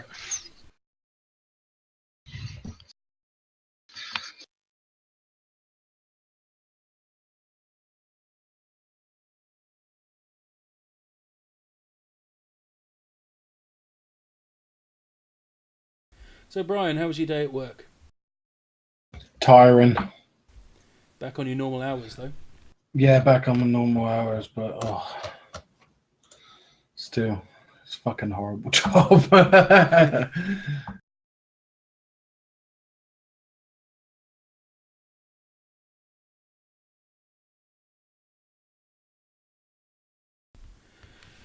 Yeah. Well, it's better than my fucking situation, but it's neither here nor there. Simon, what have you been up to today? Today? Pillaging, looting, burning, murdering. The usual. Okay, and what have you really been up to today? Lying in the backyard and sleeping. Nice. Up until it started raining, then it was a little bit annoying. Kelvin, how's work? Boring. Didn't really serve anybody. So what, just stand around and clean stuff all day? I served a couple of people, but not very many. It wasn't particularly busy. How are you guys doing? Oh, hey Pete, you're back. We're just waiting on Axel now. Other than that, I knocked down my base, an arc, and didn't attempted to rebuild it Why? because there wasn't enough room and it wasn't flat enough. Oh, so you're looking for somewhere flatter. Not really, seeing as I've kind of just dumped it somewhere higher up and not as flat. Did you use the builder hat? Yeah. Oh yeah, that's all right then. I'm not in it. Hey, Axel's back. Okay, you guys need to decide amongst yourself who gets the 2 healing potions. Can I just ask who in the party is down to 1 HP? You can tabletop it, yes indeed. I am down to 1 HP. Well, have anyone healed me since last time? Otherwise, I'm still at 0. Yeah, as I stated, I think you'd already left by that point. The healers in the tower managed to get you back to consciousness. You were currently on 1 HP, as are you, Alicio, which you already know. You have 2 healing potions that you can use. That's the basic ones, which I believe is... So they let you get an enhanced healing surge off? An enhanced healing surge. Like, What's that? maybe I confuse it with 4th edition. No, there's nothing like that in 5th edition. Okay. I mean, fighters have something similar. They have their second wind, but I think Brian already used his. No, I've not used mine yet. Okay. So there's there's things like lay on hands, which Ingvar has, but he's used. Brian has a second wind that he hasn't used yet. A lot. I think some of the classes, especially the more combat focused one, do get a self heal. But 5th edition doesn't have like healing surges and things. You have the hit dice that you get back when you do a short rest instead. Basically, when it comes to non-magical healing in 5th edition, it pretty much boils down to having a sandwich. Okay, well, can I use my hit dice? Did you use it when you after the fight last time? I presume I healed myself. I mean, I haven't put it down. I've got it on 0. Right. If it says 0, that means you didn't use it because it starts at 0 and you put it up to 1 as you use them. Oh, well, I've got mine as current 1 and maximum 1. Right. If you've used current 1, that means you've used the 1 hit dice. Oh, okay. So Okay, I was using it the other way around, but I'll start using it like that then. Right. Okay. Because it's like the spell slots. It's if you look at the spell slots on the magic page, it's the number that you've used, not the it's because there's one for how many you've got and there's one for how many you've used. Yeah, but if you have a hit dice available, you can use it to heal yourself. I probably do just because I didn't understand it was that way round, so I wouldn't have put it that way if I had used it. Right. Okay. Then you can use a hit dice now, but for future reference, that's how it works. Okay, so you get 2 hit points back. Okay, well, that's still fairly terrible. That was a cat, Mr. Rich. My cat has invaded my room. So what's the basic healing potion heal? I think is it 2d4 plus 2? I forget. I'm gonna have to look that up.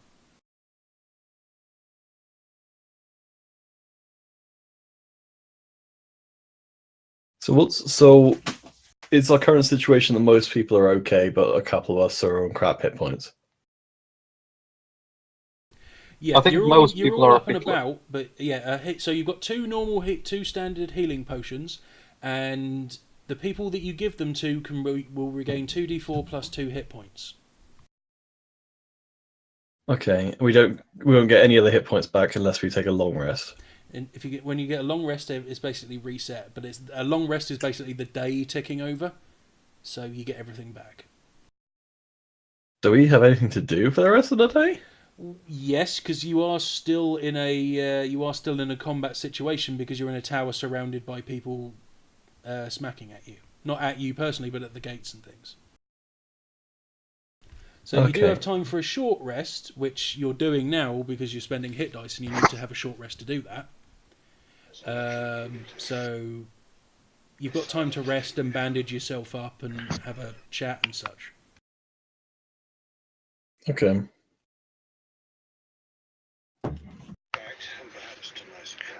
Well, wouldn't it would presumably make sense to shove the healing potions into the people who've...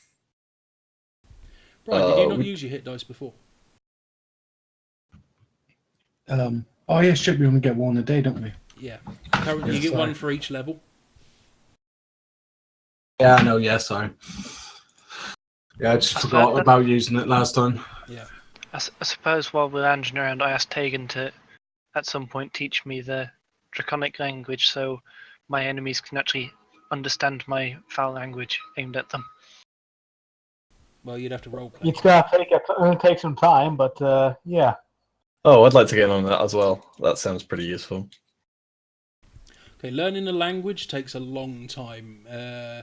You can't just pick it up in a day or so, as I'm sure anyone who's ever learnt a language knows. But if that's something that you want to be doing, it's what we can do is if you can assume that you're doing this in your off time, in your long rests, and your downtime, I'll let you take the if you declare you want to start being taught by Tegan now. When you hit level 4 and get your increase, then you can take that. Then I'll let you have the Draconic language then. Okay, sounds good to me. Okay. I'll make a note of it. I'll remember it, and when you hit level 4, I'll bring it up again. You can make a note as well if you want. It's not going to make any difference. Well, I think it's kind of one of those things I can imagine quite easily get forgotten about. Okie dokie.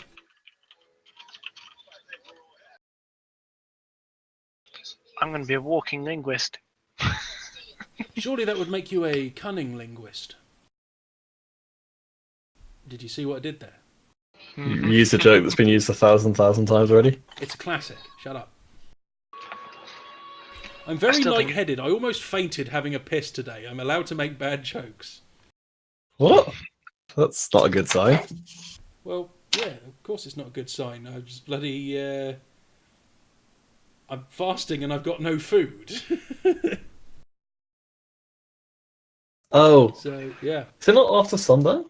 Well, it is Mr. now, Rich, but I still only got water. expect- Well, technically it's after sundown in another 15 minutes. But I stopped fasting after I'd almost fainted because, that's when the medical... it's like, well, you almost fainted, now you can stop. Ludo, but like I say, I've only got water, so it doesn't really make much difference. Yeah, somehow, Ludo, I think you can probably do Rich's request. I don't know. What's Rich's request? Let's have a look. I think that's a real song. It is a real song.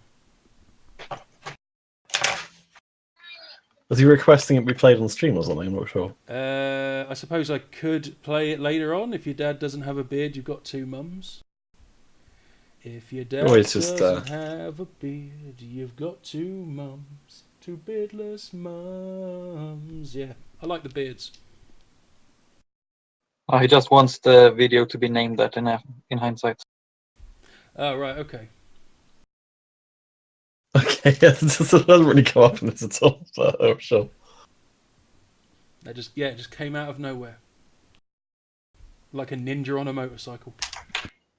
I just saw a recent picture of Dean Cain, and he still looks like Dean Cain. Who? Fucking Superman from the TV series. Oh, yeah. He hasn't aged. Yeah, dude, he plays in the Supergirl movie. Not in the movie, in the Supergirl series, he plays Supergirl's dad. No. Yes. yeah. You fucking kidding me? No. Yeah, dude has aged really well. What the fuck? Should we That's get back some to the sort game? of It's the best super casting section. ever. It's like how in it's not the first time they've done it. It's like how Barry Allen's dad in The Flash is the guy from the original Flash movies. It's fucking Barry Allen. Yeah, shit.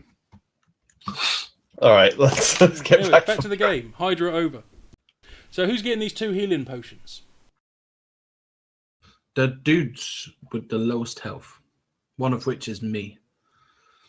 That seems biased. Let's pull straws. So I've only got 4 HP. I got But 3 you are HP. also a ranged character. Oh, okay. So you need to. But that doesn't matter because you were letting people shoot me. I'd suggest Mossy and Tegan, or Mossy and Tom. Well, Tegan is going to be more frontline, isn't he? Sort of, Yeah. yeah. Yeah, Taken is going to be more front. I'd say Mossy and Taken myself. What's Mossy on? I bow out and just cast Cure Wounds on myself. Okay. Me and Okay, roll them. There you get 5 hit points back. I'm back to full health. I've got my second wind, so the Chiver can have the other one if he wants. How many hit points are you on? 4, but I've got second wind, so I can just pop that next time we're in a fight. Okay, That Tegan. one might actually get taken down. Yep. Tegan, if you want to use the health potion, it's 2d4 plus 2 hit points you get back.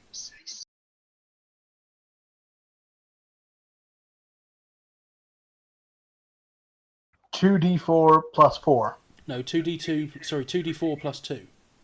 Okay.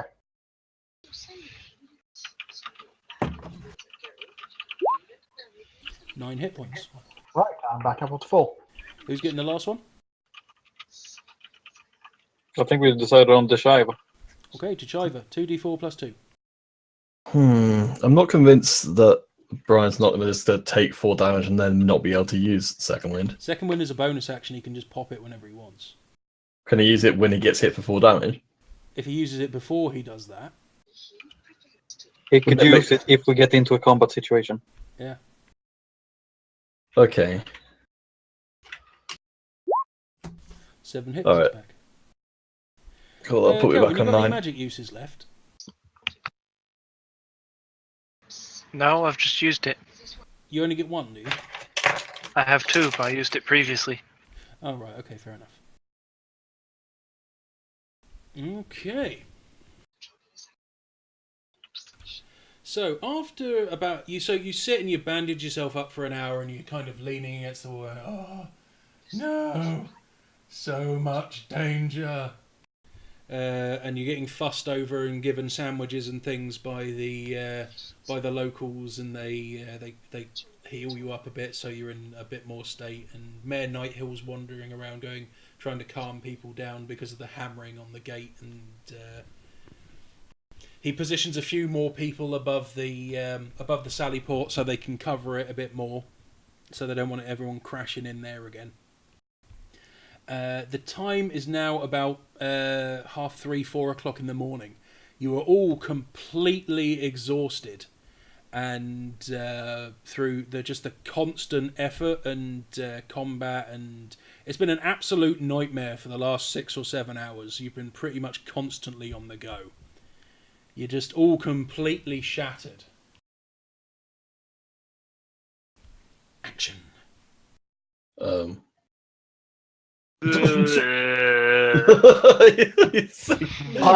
Being tired? Well, if anyone needs me, I'm gonna find a corner and crawl into it. I want to find the most appreciative scullery maids in this here keep. I'm looking for some hero worship. I'll take the chiva. No, you won't. No, with me. Yeah, that's what I thought he meant as well. Entirely. I'm going to lean against the wall, then slowly slide down to a sitting position and fall asleep right there. Okay, so there's a couple of... to be completely honest, the hero worship is not as much as you're used to, or as much as you wanted, because most people are busy being terrified for their lives. Fear's a good aphrodisiac. Can I use my bardic magic to change their mind on the subject? Put them at ease. Boom. What spell would you use for that? Actually use a spell. Oh, geez, use minor illusion. Minor illusion. Some fucking red drapes coming down from the ceiling and Barry White in the minor corner. illusion. I've got friends as a cantrip. Right. Well, they're already kind of friends with you. I mean, if you want to kind of like play an instrument or something and like help keep the spirits up, that's fine. What would you like to do to try and help keep their spirits up? Well, I'm going blunt force, so I'm just gonna find like the most alcoholic shit in this place and get them trolleyed so that they let me do naughty things to them. I'll start trying out various rhymes and things of telling stories of Tom Bass in little sort of sing-song forms to these people to try and encourage them, and then indicate, of course, that Tom Bass, who I speak of, is in our very presence. Mr. Rich says we need to do it in character voices. The time was in the friend zone. Wait, with who? I'm really confused. Okay, well, the much to Tom Bass's disappointment, unfortunately, the situation is not one that. Lame. Yeah, I'll come to that in a second, man. The situation is not one that people are interested in drinking very much. It's basically everyone's kind of huddled within the walls and scared for their lives. I'm trying to be really persuasive. I would be drinking if I was in a siege. Basically, the time and the place is not something that's currently. If I thought I was going to get killed by a dragon, the only thing I'd be thinking about... The dragon's gone. But there's kobolds? People are more... to be honest, people are more scared for their lives than looking to get busy in a fucking broom closet with Tom Bass. Currently, Unlikely story. And, Yeah, however... I don't know if I'm buying this. Immersion is ruined. Your rousing storytelling has actually managed. You attract a bunch of kids that Oh God! sit around. Where are you going with this? No, they listen to your story. Okay. You got a filthy mind, man. Well, we were just talking about seduction. You say, Not attract kids in that way. Yes, he does. Oh boy. You're not Gary Glitter for crying out loud. Well, might as well be. Alright, so what are you trying to make me do with children? You just telling stories and keeping their minds off the battering at the door and generally being a good egg. And I'll also encourage you them sense to... that the level of tension that's across everything starts to dissipate slightly. I want to include in my stories a note of you should steal from your parents to make sure that you survive. That's the undertone. The moral of the story is that the dickheads and cowards tend to survive everything. Yeah. Okay, yeah, that's they're just like, yeah, okay, and then the future generations were led to evil. Yeah, excellent. Okay, Dechiva, after you've told your story, this young man walks up to you and says, "Excuse me, Mister, Sir, Doctor, Sir, can I have a quick word with you? It's of a personal matter." I see. And I get out a list of my rates from inside my cloak. Can I have a word with you over here, away from prying ears and such? Certainly. The clock is running. Okay, so he leads you over to the side away from her. He says, "So I've heard that you sell all manner of potions and unguents and such." Perhaps who told you that? Well, everyone knows in town you're the one who provided all the healing potions. Yes. They taste a bit mucky, but that's all the goodness going my nan down. Always said that medicine doesn't taste good. Your nan was a wise woman. The fact that he is surviving on old wives' tales. Fucking. But have you got any potions that are not for healing? It depends what you need. Right. Well, you see, there's this girl, Maggie. I see. And, There's always a girl. She barely notices I'm alive. Have you got such a Is thing? she alive? She is alive, yes. I'm not some sort of pervert. It's just she doesn't... I was never suggest you are. No. It's always worth asking. I'll tell you, man. I'll tell you. She doesn't notice that I'm alive. She doesn't seem to give me the time of day. You wouldn't have such a thing as a love potion or anything, would you? If such a thing exists. Such a thing does exist, but it has its cost. Are you a man of means? I've got a few coins squirted away, yes. You'll need more than a few coins, my friend. This is the most powerful magic. Well, I've got my life savings, I've got 10 gold pieces, which you will know is quite a lot for which is pretty much about a year's wages for peasants. I see. But I'm madly in love with her, sir. Please help me. I see. Are you a desperate man? Oh, I'd do anything to get Maggie to notice me. Anything. Well, anything within reason. I don't go in for Please that sort don't of go thing if that's there. what you've got your mind on. Please don't fucking go there. Make him assassinate someone. I think if you are still within the thralls of reason, then you are beyond my help. I can only provide these love potions to those in the deepest throes of passion. I like Well, it. I've got Play 10 to his feelings. You don't love her enough. Well, I'm in the deepest throes of passion. But The deepest throes? Yes, the deepest throes. I'm throwing all over the place. Then listen to me. You must bring me all of your money at once. I will. I've offered you all my money. I've got 10 gold pieces. Have you got it here? Yes. Then hand it over. You'll sell me the love potion? I have to make the love potion. Such a thing, such majesty is not made easily. Okay, give me a persuasion check.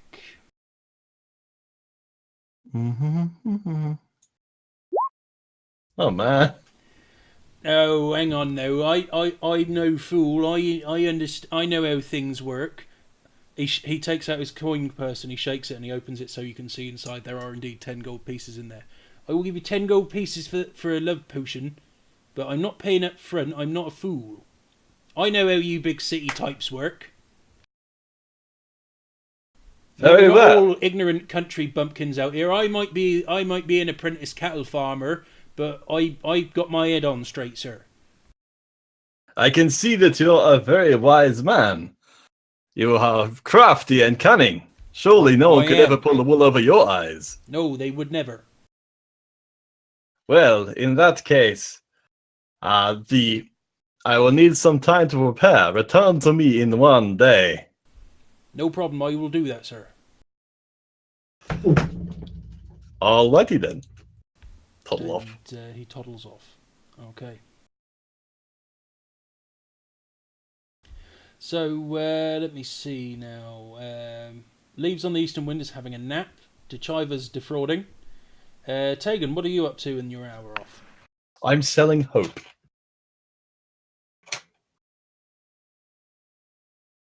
Axel.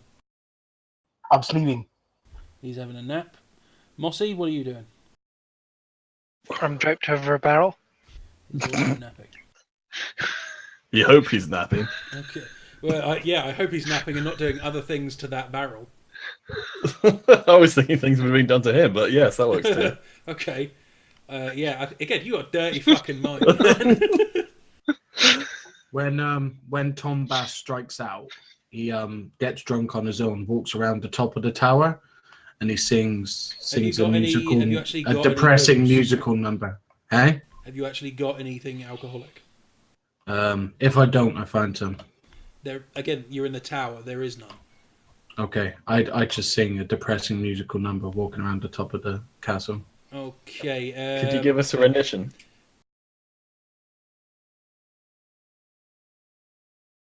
You know, Tom- the GM Tom- goes quiet because I'm waiting for that song as well. Tom Bass is like a secret lover of musicals. He's like, The Tom Bass Lament. Do you wanna fuck a folk hero? Just hear that over the wind. Oh no! You've done a Disney parody, and my brain immediately switched into fucking action. so I knew it Because was- I immediately I knew- came up with a second line for that song. It took Go me on. no time. Go on, let's hear it. Well, because if the first line is "Do you want to fuck a folk hero," the next line has logically got to be "I've got a hard on here for you." So it's just, again, that's my fucking weakness, is making Disney parodies. Right, next week we'll have it done. I Let's don't go. want to whack off anymore. I need to Actually, take off my I was thinking drawers and just get come on, my open head up the away. door, find me a whore. But yeah. Anyway, we're not. Stop. I need to get Stop. my I'm hand not away. writing a fucking pornographic version of "Do You Want to Build a Snowman?" We are. I'm, Yes, I'm, yes, you are. I'm the four-siders in. I'm ready. You see the player is drunk. Oh God. I already wrote a song about a syphilitic dog and the pornographic version of Under the Sea. I'm not doing another one. Ariel the slapper, yes. It's Right, okay, okay. Ludo. Give in to the forces. No, Do it. stop tempting me. Get behind me. Put your arms around me. No, not like that. Shut up. You've got a dirty mind, Pete. I just feel like you're not trying hard enough. You could probably overpower me. I'm very weak. Is that a proposition? Ludo, if you do it, I will give you a pizza. Give me We a pizza don't and have I'll do it. I haven't eaten since Wednesday. Leave me alone. What? Do you wanna fuck a folk hero? Right, so Tom starts to sing his lament and then immediately he has to duck from arrows from the crowd outside. What? But he manages to just kind of sit down against the battlement, so the arrows are just going over him, and keep humming to himself. Can they be flaming arrows? Because it would be more picturesque. Just flying over while I'm depressed about my lack Disney of movie. nothing. They just arc over beautifully. Or Yeah, camera spins around. it's like the beginning of Men in Tights. Oh my. Oh my. Tom Bass's version of Chat Up though is because I watched Starship Troopers last night again, and Tom Bass's version of picking up women is like Neil Patrick Harris's date rape face when he's at the prom dancing towards Dizzy. Yes. So, after about an hour of musical numbers, flaming arrows, sleep, and defrauding, you hear the sound of a large horn from outside. It's not like a sweet note, but it's more like brrr. Just it sounds like you, and people start rushing to windows and things like that. The kobolds and the cultists and the raiders, they've all drawn up in a big crowd outside of the tower. And at their front is a 6.5-foot armoured blue half-dragon. His scales glitter in the torchlight, and he has a distinctly Look, Tegan, it's your unpleasant twin. look on his face. Gassy. How does he compare in size to the other guys that we've been taking on? Well, the guys that you've been taking out are just like standard humans. The dragons. Sorry? What dragons? How does he compare to the other dragons? We've had a guard You dragon, mean and the we've also had a. kobolds? Oh wait, sorry. I thought the guy who's standing in front of us is like a half dragon. He is a half dragon, but the only things that you've come up against so far is a guard drake, which is basically a like a 2 meter long monitor lizard. And then you shot arrows and yelled insults at an actual dragon, a fully grown adult dragon. And this guy is a half dragon, so he's like half human, half dragon. Okay, so he's about humanoid size. Yeah, he's about 6.5 feet tall because he's very big and armoured. Okay.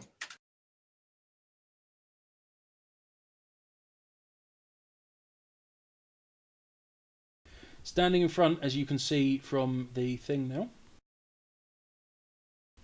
is a large force of kobolds, humans, and as you can see, he has a couple of prisoners with him.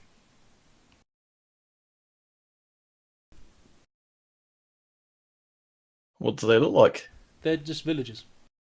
Oh, okay. No one recognise them. No, they're people that he's dragged in from the town whilst during the pillaging. Sod's law, one of them's this guy's love. Well, they're all kind of being pointed spears at by kobolds and things like that. Right, here we go. I'll give you the full description. From the darkness, a creature strides into the dim light of the dying fires around the keep. Although it's shaped roughly like a human, it's at least 7 feet tall. His skin is covered in blue scales. His fingers bear wicked claws, and his face has the muzzle of and reptilian eyes of a dragon. The creature stops about 80 yards from the main gate of the keep and scans the walls. A line of kobolds fans out behind it. With spears they prod 4 human prisoners into the dim light. You can make out a woman, a teenage boy in a blood-soaked tunic, and 2 children. The half-dragon creature hails the keep. "Defenders of Greenest, this has been a successful night, and I am feeling generous. Do you see these 4 pitiful, useless prisoners? We have no need for them. They are not as strong as the others. So I will trade them back to you. Send out your best warrior to fight me, and you can have these 4 in exchange."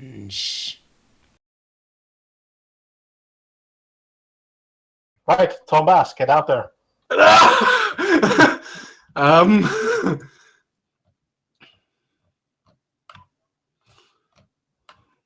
I look around looking for arms of volunteers. I don't say I'm looking for volunteers, but I'm looking for eager peoples. I think we all look at Tom Bass.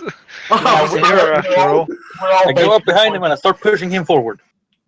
I He's a certified hero. I lean to Cat Lady and I'm like,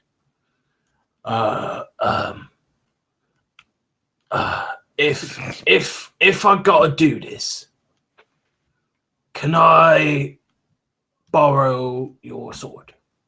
I kinda left mine at the windmill.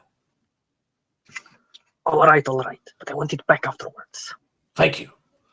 I don't think I'm gonna get away If with you need just another shooting. blade, one can be provided for you by the guards.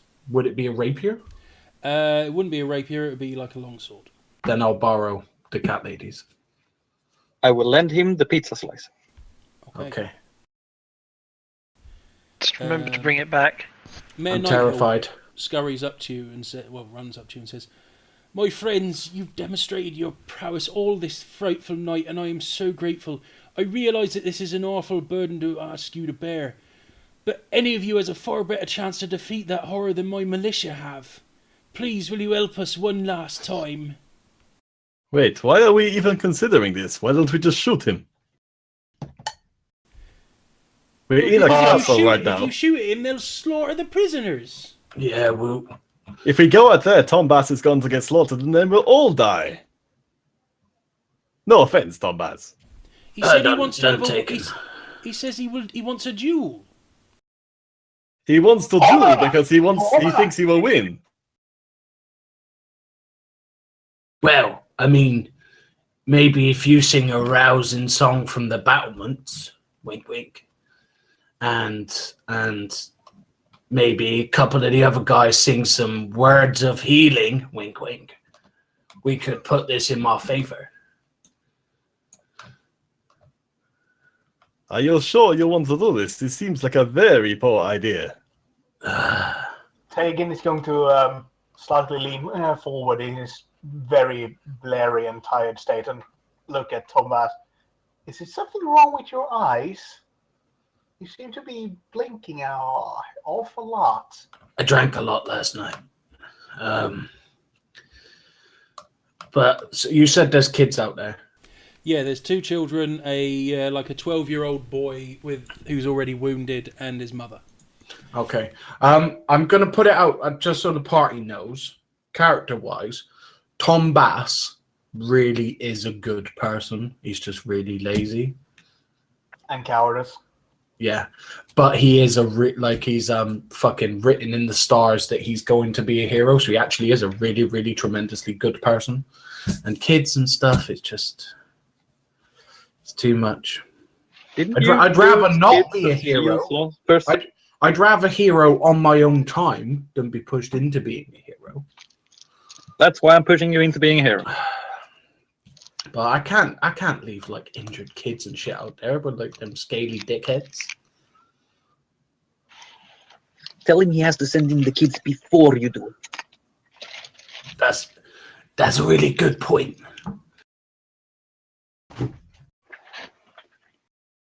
That way we could always close the gate behind you if you die.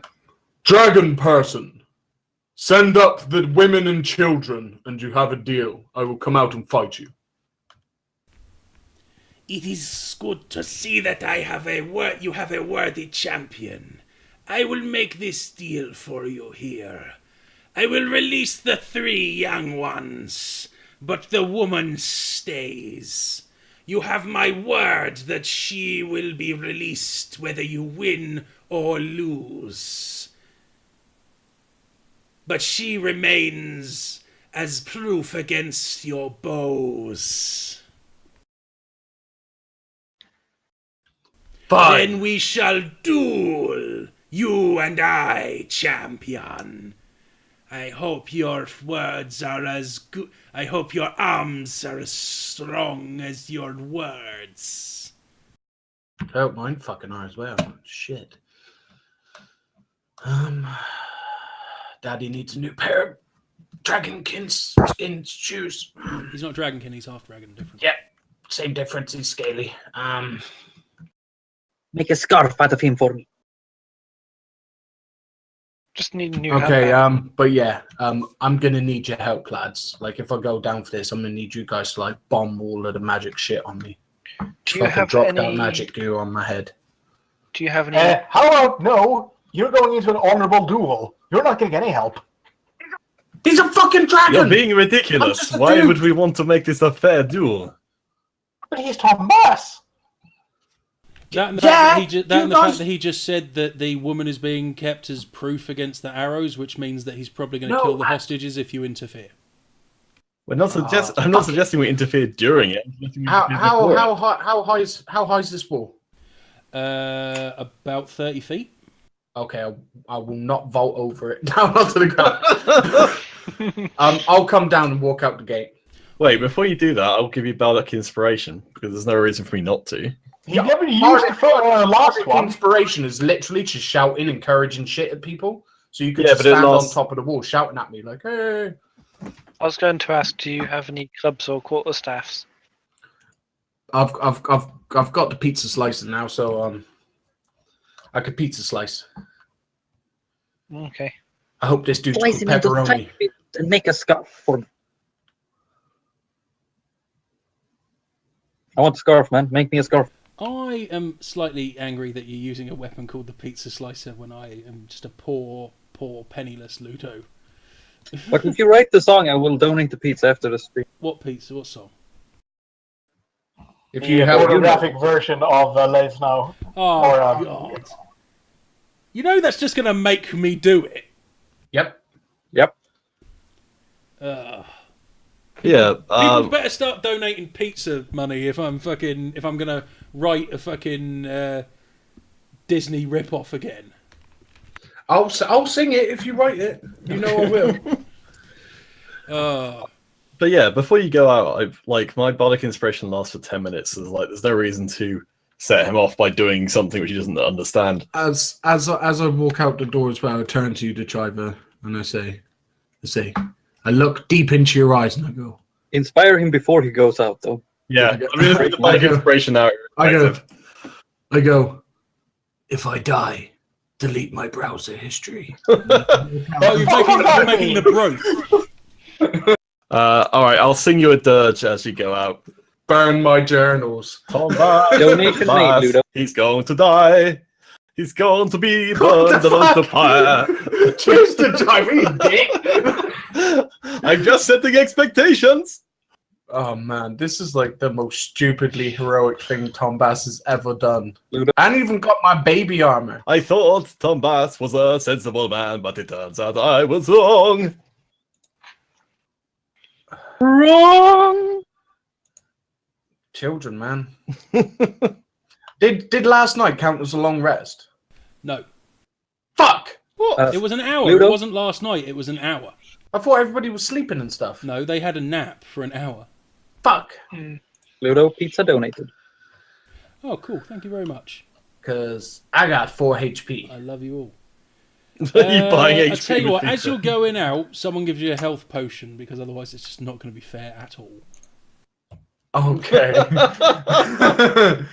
Told Set me the this is a mood. terrible idea. Is it a pretty good health potion? It's a 2d4 plus 2 health potion.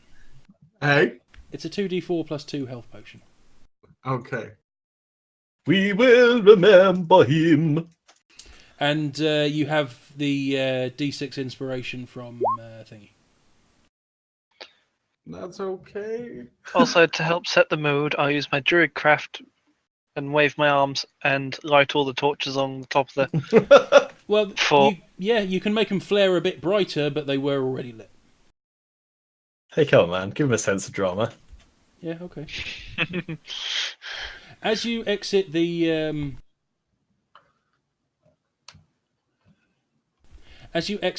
keep, the kobolds hiss you, which anyone who speaks Draconic realizes they're going dead man walking. At which point the half dragon turns to them and roars at them in Draconic,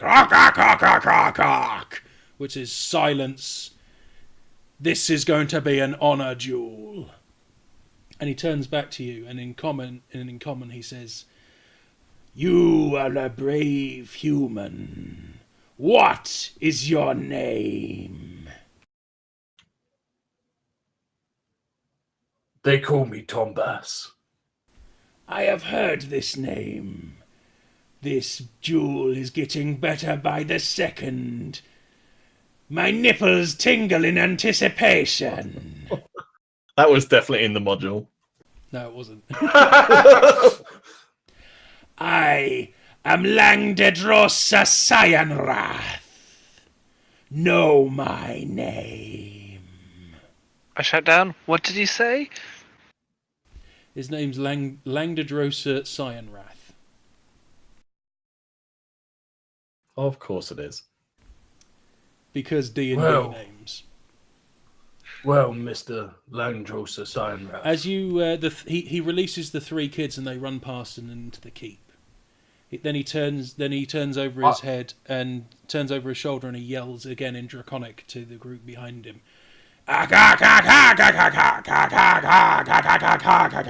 Which those of you who speak Draconic knows. I have given this human my word.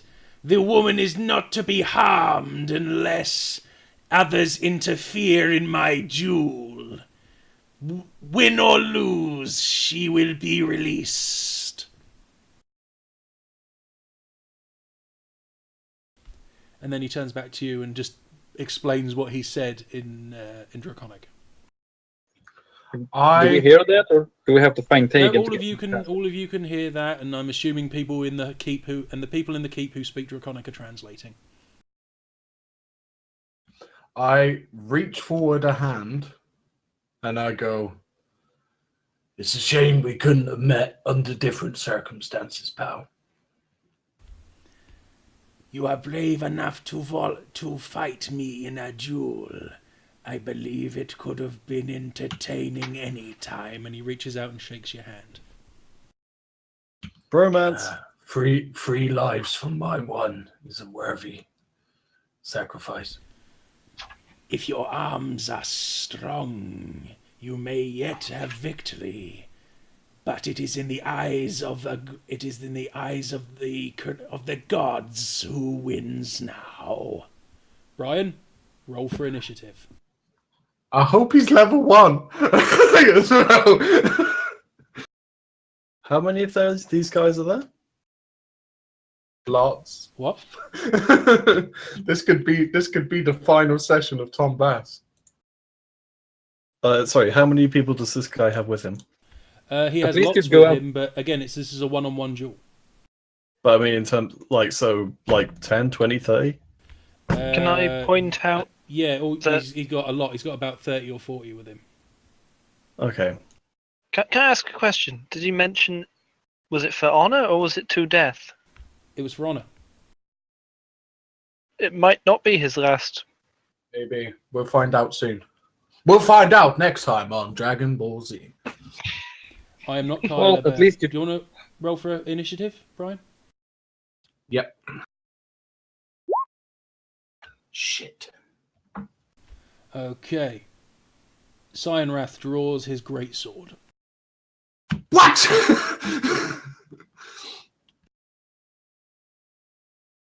I can only be good news. Okay, so we've got very little chance of interfering if it goes badly. I'm not sure if my initiative is factoring in my dex. You can mouse over and see. 6 plus something. That's very confusing. It might be, actually. I don't know. I'm fine with the 9. I'm fine with the 9. Oh, bad arm brace 14. Shit! Okay, so he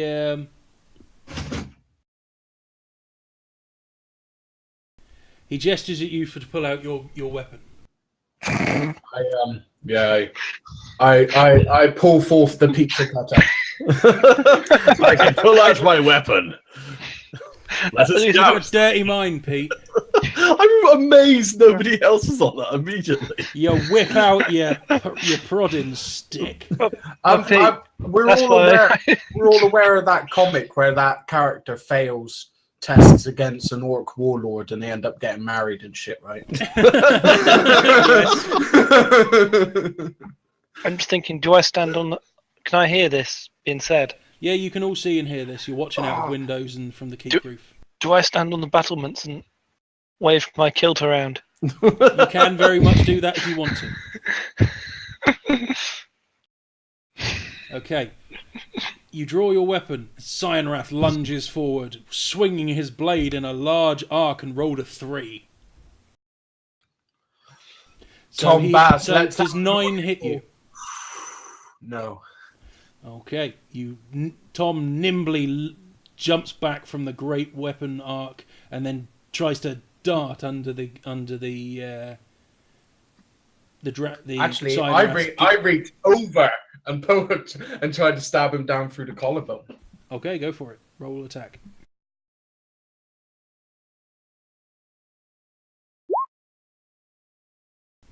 It's you reach out and you try and impale and stab him in the side. Unfortunately, his the splint armor that he's wearing, the thin needle tip of the rapier glances off one of the metal plates.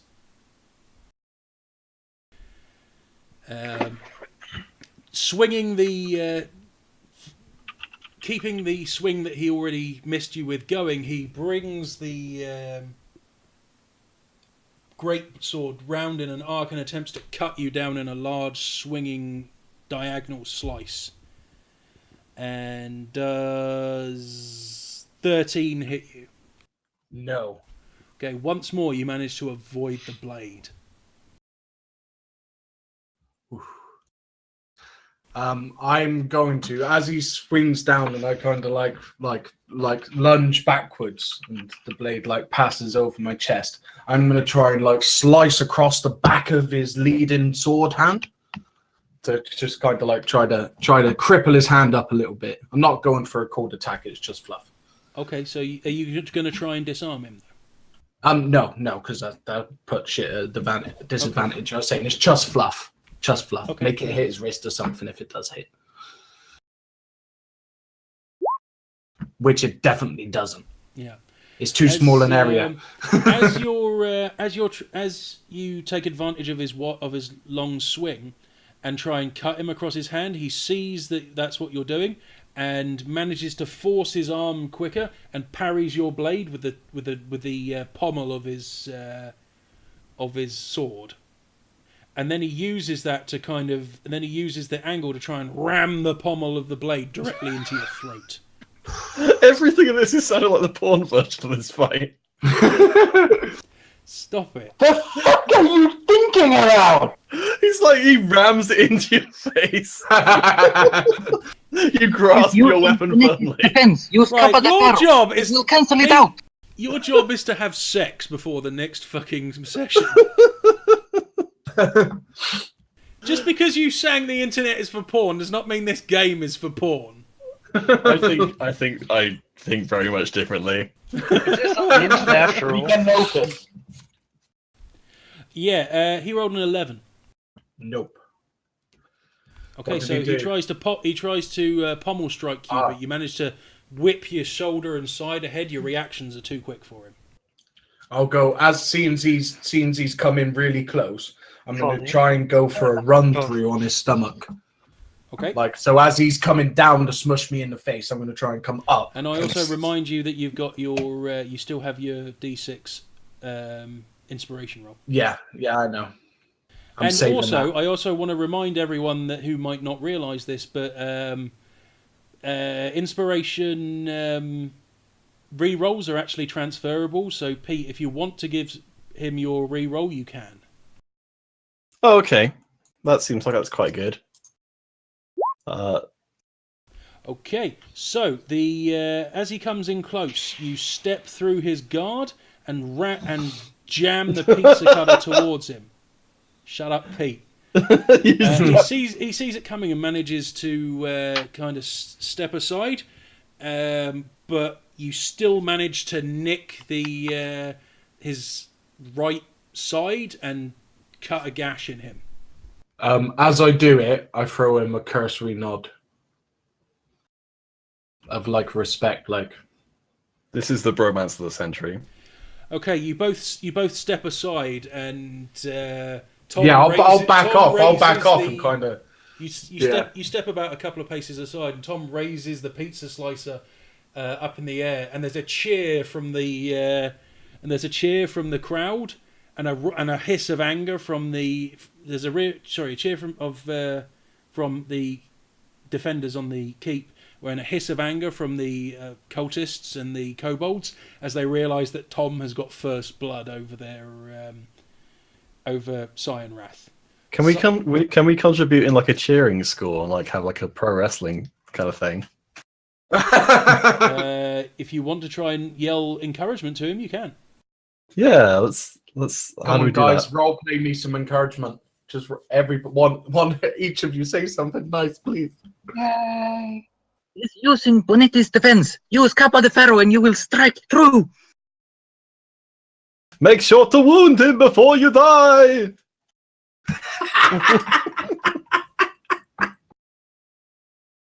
Mossy, you got anything to add to that? Sorry, I was just talking to the other half. I missed that most of it. Oh, well, you're no fucking good. You missed this epic duel and Tom getting first blood. Right. Tegan, you got anything to say? Yay! Go! Who's winning? Wow. Your cheering section sucks, Brian. I have such great friends. What about the chat? Has the chat got anything to add to this? Yeah, chat. Anything to add? Tom Bass needs to do the. Oh shit! Yeah, Mr. Rich. Tom Bass needs to do the you can see.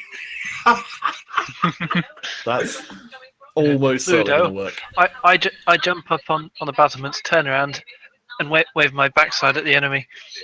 Okay, so brown eyes the enemy. That is a big grey hairy ass. They've never seen anything quite like it. Okay.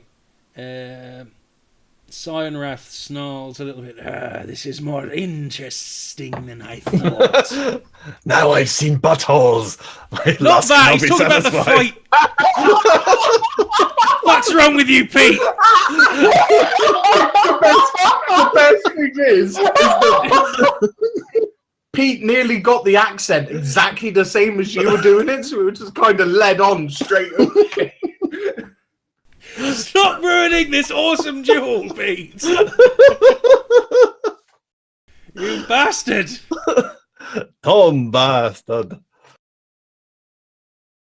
The chat Brian, wants to does a scream. 16 hit you? A 16 does hit me. Okay, so he steps in and puts his full weight into a swing with his greatsword.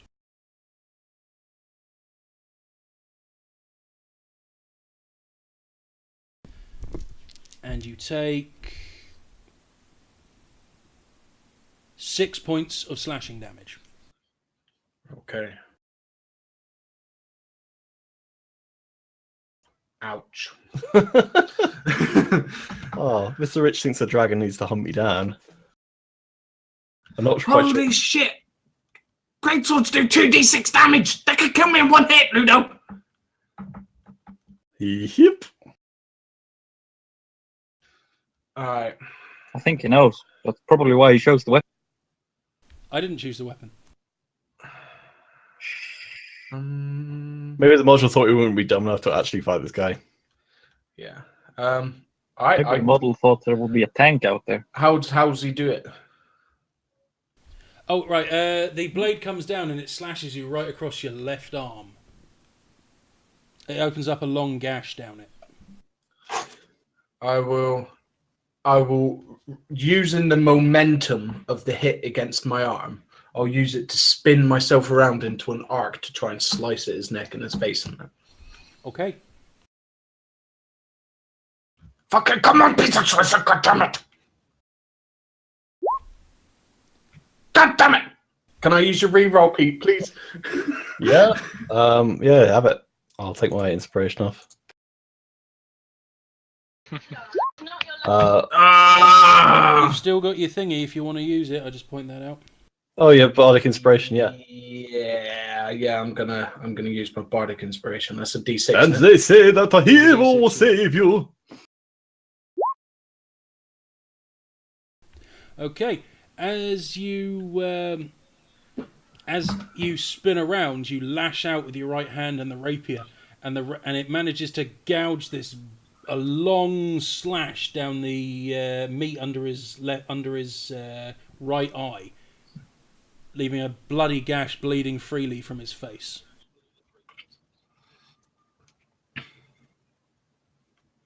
Nice. The fight is on proper now. He growls "Ah!" and begins to moves back to attack you again, shifting all of his weight. Will a 15 hit you? Yes, it does, for sure.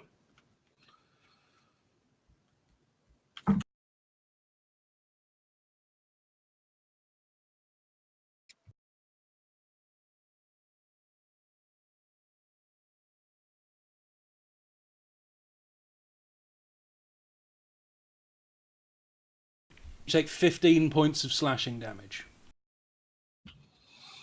How does he do it? Are you just dead? Okay. As This is a kill. This is Tom Bass is dead, guys. how is he dead? It's fucking more than my HP, man. Well, what's My your max total HP? 12. I'm dead.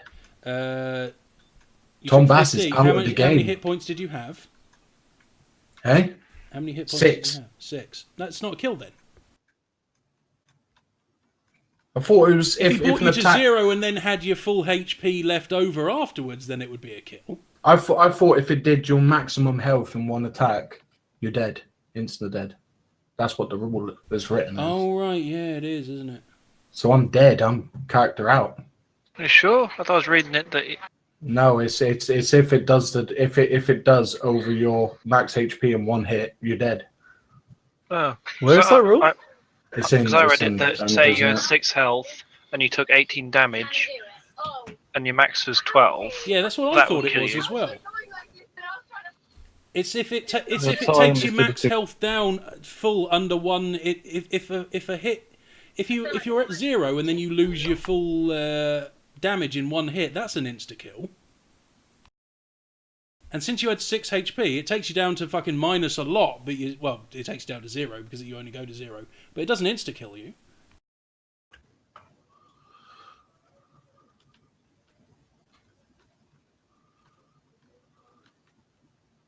I'm looking it up.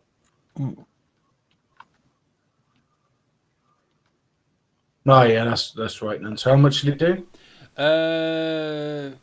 It was 15, I think. Okay, so that takes me to. Well, if you had 6 left, you're out. Oh yeah, I know that. It takes me to like -9. Yeah. If it had taken you to minus 12, then you would have been dead. But yeah, I'm down and out. Even if I was at max health, that would have one hit fucking killed me. So, as you gouge the deep cut along his face, which anyone from the battlements would be able to can see from a mile away, that's going to give him a deep facial scar for the rest of his life. He brings the sword around. Give me an opposite facial scar. He brings the sword around and hacks at you, and you take a massive, great stab wound to the abdomen. Tom Bass, you feel the life start to dribble out of you, and you drop to your knees. And Cyanrath raises his blade hard and goes, "Ah! Victory!" Then he turns back to you and he smiles with an evil glint in his eye.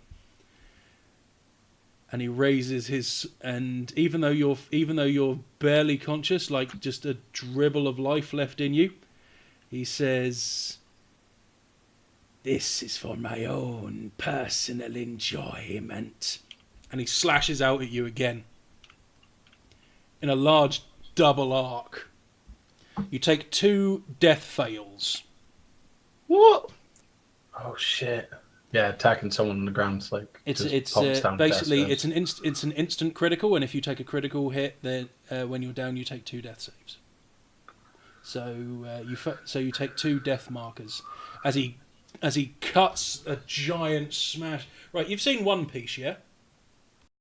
Yeah. You know when Zoro tried to take on what's his name, the guy with the big cross sword? Yeah. That basically. Blood erupts from the front of Tom Bass's chest as he falls backwards. To all intensive purposes, he looks like he's dead. Cyanrath cheers.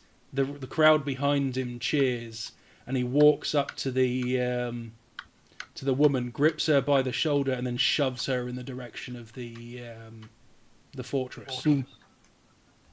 Is the gate open? No, not yet. He gestures away from the keep, and the cultists, the raiders, the ambush drakes, and the kobolds all start to file away, and Cyanrath strides to the front and leads them away from the town. Manfred, however, has not been idle. Barges open the gates of the keep. Tear sprints across to the fallen Tom Bass and immediately casts Spare the Dying on him. Tom Bass, you are stable, but That's not annoying at all.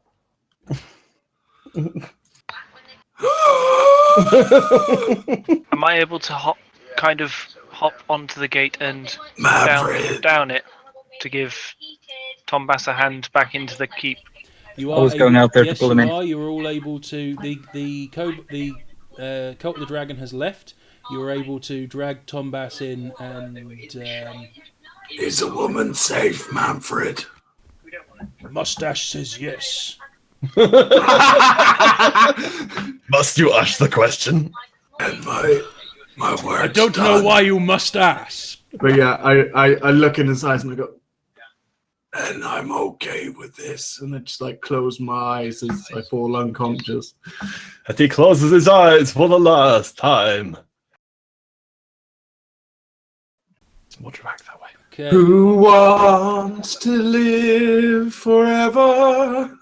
Who dares to live forever? As we go back into the keep with our fallen hero, I will take back my sword. It was on the floor. You just have to wander out and pick it up. I help him back into. Okay. Oh, it's like the whole team's carrying it. Can we carry him in and with him raised up so that it can be dramatic? Yes, everyone yes, can be you dramatic. can definitely. Yes. With him in your arms, you carry him to a pallet where the healers begin ship him off. immediately working on him. I'm gonna come back like fucking Darth Vader, guys, with fucking 2 hearts, multiple lungs. You can work your way up from the one you started with. Fucking, what's it? Gnome Tech rebreather system, because I ain't got no fucking lungs no more. You fucking wish. Cyber Bass. Cybass. Yes. So, Greenest is saved. Congratulations.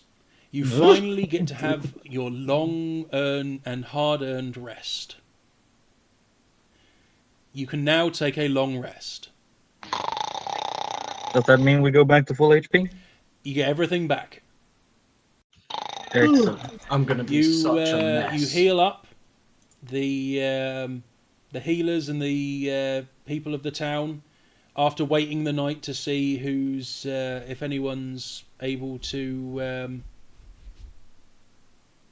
anyone to come back, the scouts go out. They find that things the town, it's not in ruins, but it's going to take a lot of hard work to put back together.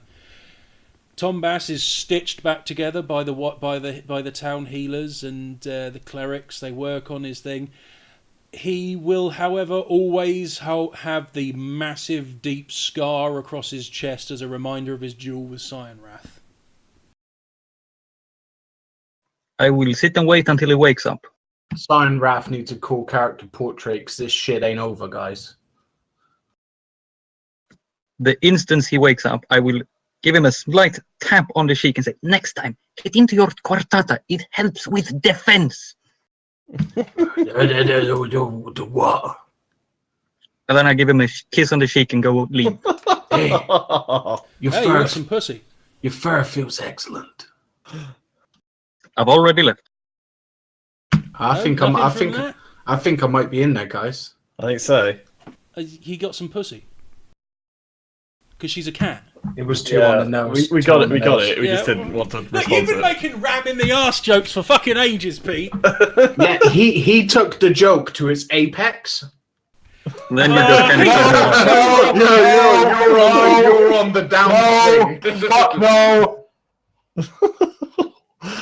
That's it. I'm going back to my comfort zone. I'm breaking out the potato senpai jokes. Mr. Rich said they're using the lesser Remember, potion Ludo, on you though, and you could fall get a into a Permanent coma. yeah.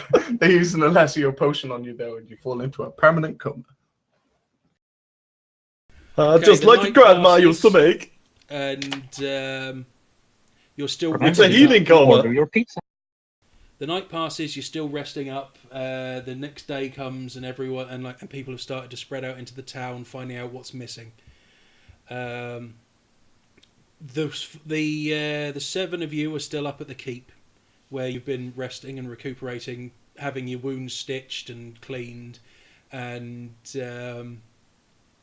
Mayor Nighthill approaches you with Escobert the Red, and he says, I owe you more than we can possibly ever repay, but I hope these go some way to help repaying you for all your hard work and effort today. And he hands you each a purse marked with the symbol of Greenest. Inside the purse is 250 gold pieces each. I told you we'd get paid to drive her. What did you say? I'm going to bite the coins to make sure they're not fake. Well, they're real. How much did you say? Yeah, how much did you say? 250 gold pieces.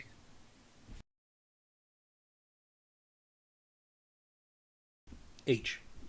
I'll put it on Ingvar's and Manfred's things in a minute. But but there is another thing another subject I must bring up with you. Once you are rested, I have something that I wish that you would help me with. About a dozen or so of the townsfolk have gone missing in the attack. Now the dragon fellow, he said that he insinuated that he might have taken prisoners. Please, would you track them down and try and get our people back? If coin is an issue, the treasury can afford to give you some more, but I will do anything to get our people back. Would you please help us? Oh shit! From my bed, I reach up and do the Terminator 2 thumb through my bed sheets. I'm assuming you're quite weak at this point. So I'll if I see that happening, I'm just gonna quietly step in front of. That's just our party all over. How much is it worth? Well, we gave you a fair amount for saving us today, but But if you would be able to bring back our people to us, I'd be able to match it. So another 250 each. That's not bad.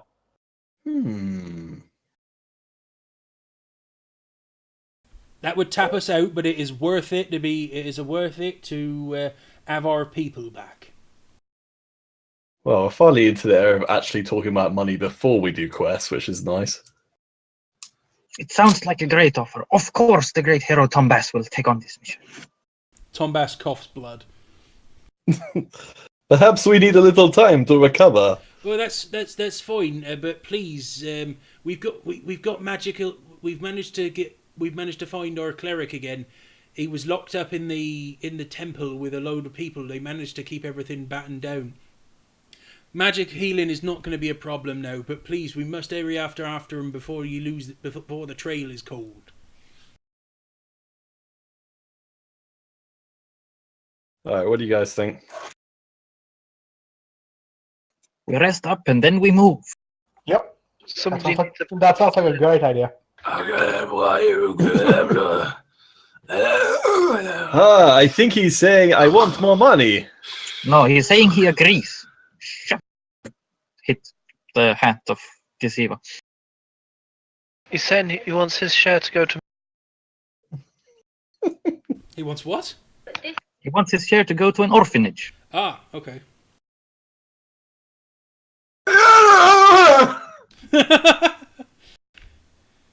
No, I think he's saying he wishes you were in an orphanage. Really quickly. Okay. So, as I say, you are all back up to full health and you've got all your stuff back. And you begin to... Are you all agreed that you're going to go and try and track down the prisoners? Yes. Yes. Yeah. People need a pummeling, so yeah. Whilst you're preparing yourselves and you're gathering your belongings and things together, Dechiva, the young man who you said to come back to tomorrow, who comes up to you and says, Hello, Mr. Dechiva, I've come back like you said. Has it been a day since then? Yes. It's in a bottle. Oh, really? Use Tom Bass blood. There's plenty of it lying everywhere at the moment. Send him Tom Bass blood as a fucking love potion. Okay, sure, yeah, I'm completely down with that. I have recently come into the crucial ingredient. But you must close your eyes while I brew the potion. Otherwise, the magic will not work. Because love is blind. Oh, I like that. Okay, fair enough. Makes sense to me. Go stand in that corner and don't open your eyes or the magic will consume you. He does what you say. Alright, I'm going to use... I don't know what skill I'd use for this. I presumably have the skill. I mean, you've got you've already got vials of fake potions. Alright, you've got the vials of coloured water, remember? Would it be medicine or something to make a convincing one with Tom Bass blood? Well, I mean, you can just add it to there. I mean, you've already said that you make your fake potions up with any random disgusting crap you can come across. There you go. I can make a fairly convincing one. Well, it wouldn't have been a medicine check. It would have been a deception check. Because you're not creating a medical potion, you're creating a forgery. But natural 20 is a natural 20, right? Yeah, but it's in the wrong thing. He rolled before I said what he needed to roll, so you can't just roll a 20 and go, yeah, the next thing you do, I pass. Because he's not making an actual potion, he's making a fake potion. There's a difference. I got bored waiting. Can you not hear me? Huh? Yeah, I can hear you. Oh, right, okay. Sorry, I thought when you said I got bored waiting, I thought you couldn't hear me. No, I was waiting for you to ask you a roll. roll a deception check. Right, yeah, it's you after adding a few drops of Tom Bass's blood for some reason to some of the other horrific things that you keep in your forgery box and a vial of colour liquid, you come up with a slightly milky pink concoction in a vial. Okay. I'm going to bring it back over to him and give him the following instructions. You must. There are 3 steps to make this love potion work. Firstly, you must drink of the potion and wait for 2 days. 2 days? 2 days. Then your amour must also drink of this potion, and this will draw you two together. And then a month will pass, in which time the love will brew between you to perfection. At that moment, you must both drink the last remaining dregs of the potion, and the spell will be complete. Any deviance from this, and it will fail, and you'll die, and everyone you know will die. Oh, fucking hell! Yeah, give me a intimidation check for that, and use your charisma instead of strength. In fact, no, I think it is just a charisma-based one already, so you don't need to change it. Intimidation. Oh, it is charisma, isn't it? Okay, so yeah, he takes the vial from you, and he pops off the top, and he stops and he sniffs it, and he looks up at you and he says, "What's in this thing?" Do not ask questions. Does love not lead with the heart and not with the mind? Right, it's just I'm asking because I mean I work on a cattle farm, and it does somewhat smell like bull semen.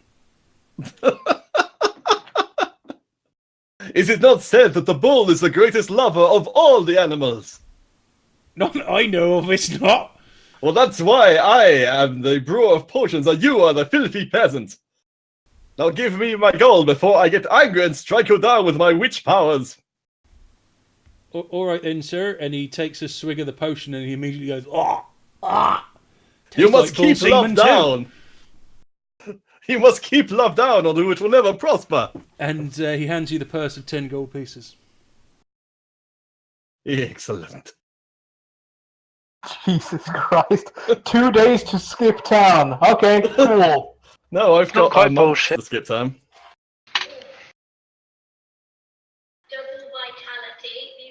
But yes, I was very much aware I needed to buy as much time as possible before this proves to be ineffective. Okay. Should have said a year. Hopefully we're not staying here that long. No, you. It's literally by the early afternoon. You're ready to leave. Everybody is healed back up. Magic has been used, but Tom Bass's scar remains. As you're preparing to leave, a young man walks up to you. He's limping heavily on his bandaged left leg. He looks at you and says, "I hear you intend to follow the raiders to see where they've gone." You instantly notice that he's not speaking in the country dialect that's so common around here. "I'd like nothing better than to come with you, but in this condition I'd only slow you down. In the midst of all this tragedy, there's no reason you would have heard of the fate of my master, Leosin Erinthar, but it's important that you know. He is a monk from Bear Dusk, and he disappeared last night, after we fought a particularly savage battle against the raiders. A few others and I fought our way to the keep, barely. Leosin didn't make it at all. We went back this morning to look for him, but all we found was his broken staff and this choker which he always wore." And he holds out a necklace with a symbol of what they called a harp on it. He says, "Please, if you're going after the raiders, try and find my master Leosin. He's vitally important. He's been investigating these cultists for over a year now." It's an inside job. He is a cultist. Dum dum dum. He is not. He is not a cultist, but I am worried that he may have tried to infiltrate them. He'd worked out that this was going to be their next target, but we arrived too late to warn the village. Please help him. Why? What is in it for us? Leosin is a strong and wise man. He will be able to assist you. Assist us with what? Killing dragons. What else? You will know him. He is an older man with white hair and a beard. Aren't they all? That isn't He looks a bit like Alec Guinness. Who's Alec Guinness? Oh, he's this. Obi-Wan, He's this motherfucking really famous Kenobi. He's this really famous stage actor. You'd know him if you were ever if you had ever been to Waterdeep. He opened for the Jim Darkmagic Experience one time. Oh fuck, we gotta go to Waterdeep, guys. It's like I've nearly died once already. I definitely need to watch the Jim Darkmagic Experience before I die again. Yeah. Before you go for reals. Yeah. And that, my fellow chums, is where we will leave it for today. Congratulations, you have finished the first episode of Tyranny of Drag Queens. You have all reached level 2. Whoop. Level 2? Level 2. Level up. Level up. Now, obviously, we will not be doing the level up live on the stream because that would take forever, and it's just loads of people going, I can't remember how to level up. So, ladies and gentlemen of Internet Land, thank you for joining us this evening. I hope we have entertained you. That is our primary goal here. Hashtag every like might save Tom Bass. Yeah, every new follow we get, Tom Bass gets a little bit of his spleen back. Every new follower helps Tom Bass regrow part of one of his damaged internal organs. Oh boy. Next week we should have our full complement back. I don't think it's well, not next week, but next session. Is anyone going to be missing the next session? Not that I know of. Awesome. Next session, you begin the hunt for the cultists' camp. Oh, I thought you were going to say Red October. You can call it hashtag Red October if you want, but that's not what it's called in the book. Hashtag Dead October. Hashtag Dead October. I want to see that trending on Twitter in like 3 days. You're not on Twitter. I don't give a shit. Yeah, if you were on Twitter, I'd insist that you follow me at BigLudo22 or at Laurentian Pro. Follow us on Twitter. Fuck. Follow Tom Bass. He has a Facebook page and a Twitter account now. Does he? Really? No. Because if he doesn't, you're going to have to do that now. I'm ready to follow, but I just need the All right, fuck it. By next session, Tom Bass will have a colorized fucking Twitter and Facebook account. Yeah. So anyway, thank you for joining us. Before we go, is there anything that any messages from the stream chat that you'd like answered? Yeah. Anyone got any questions or any feedback? It might be nice.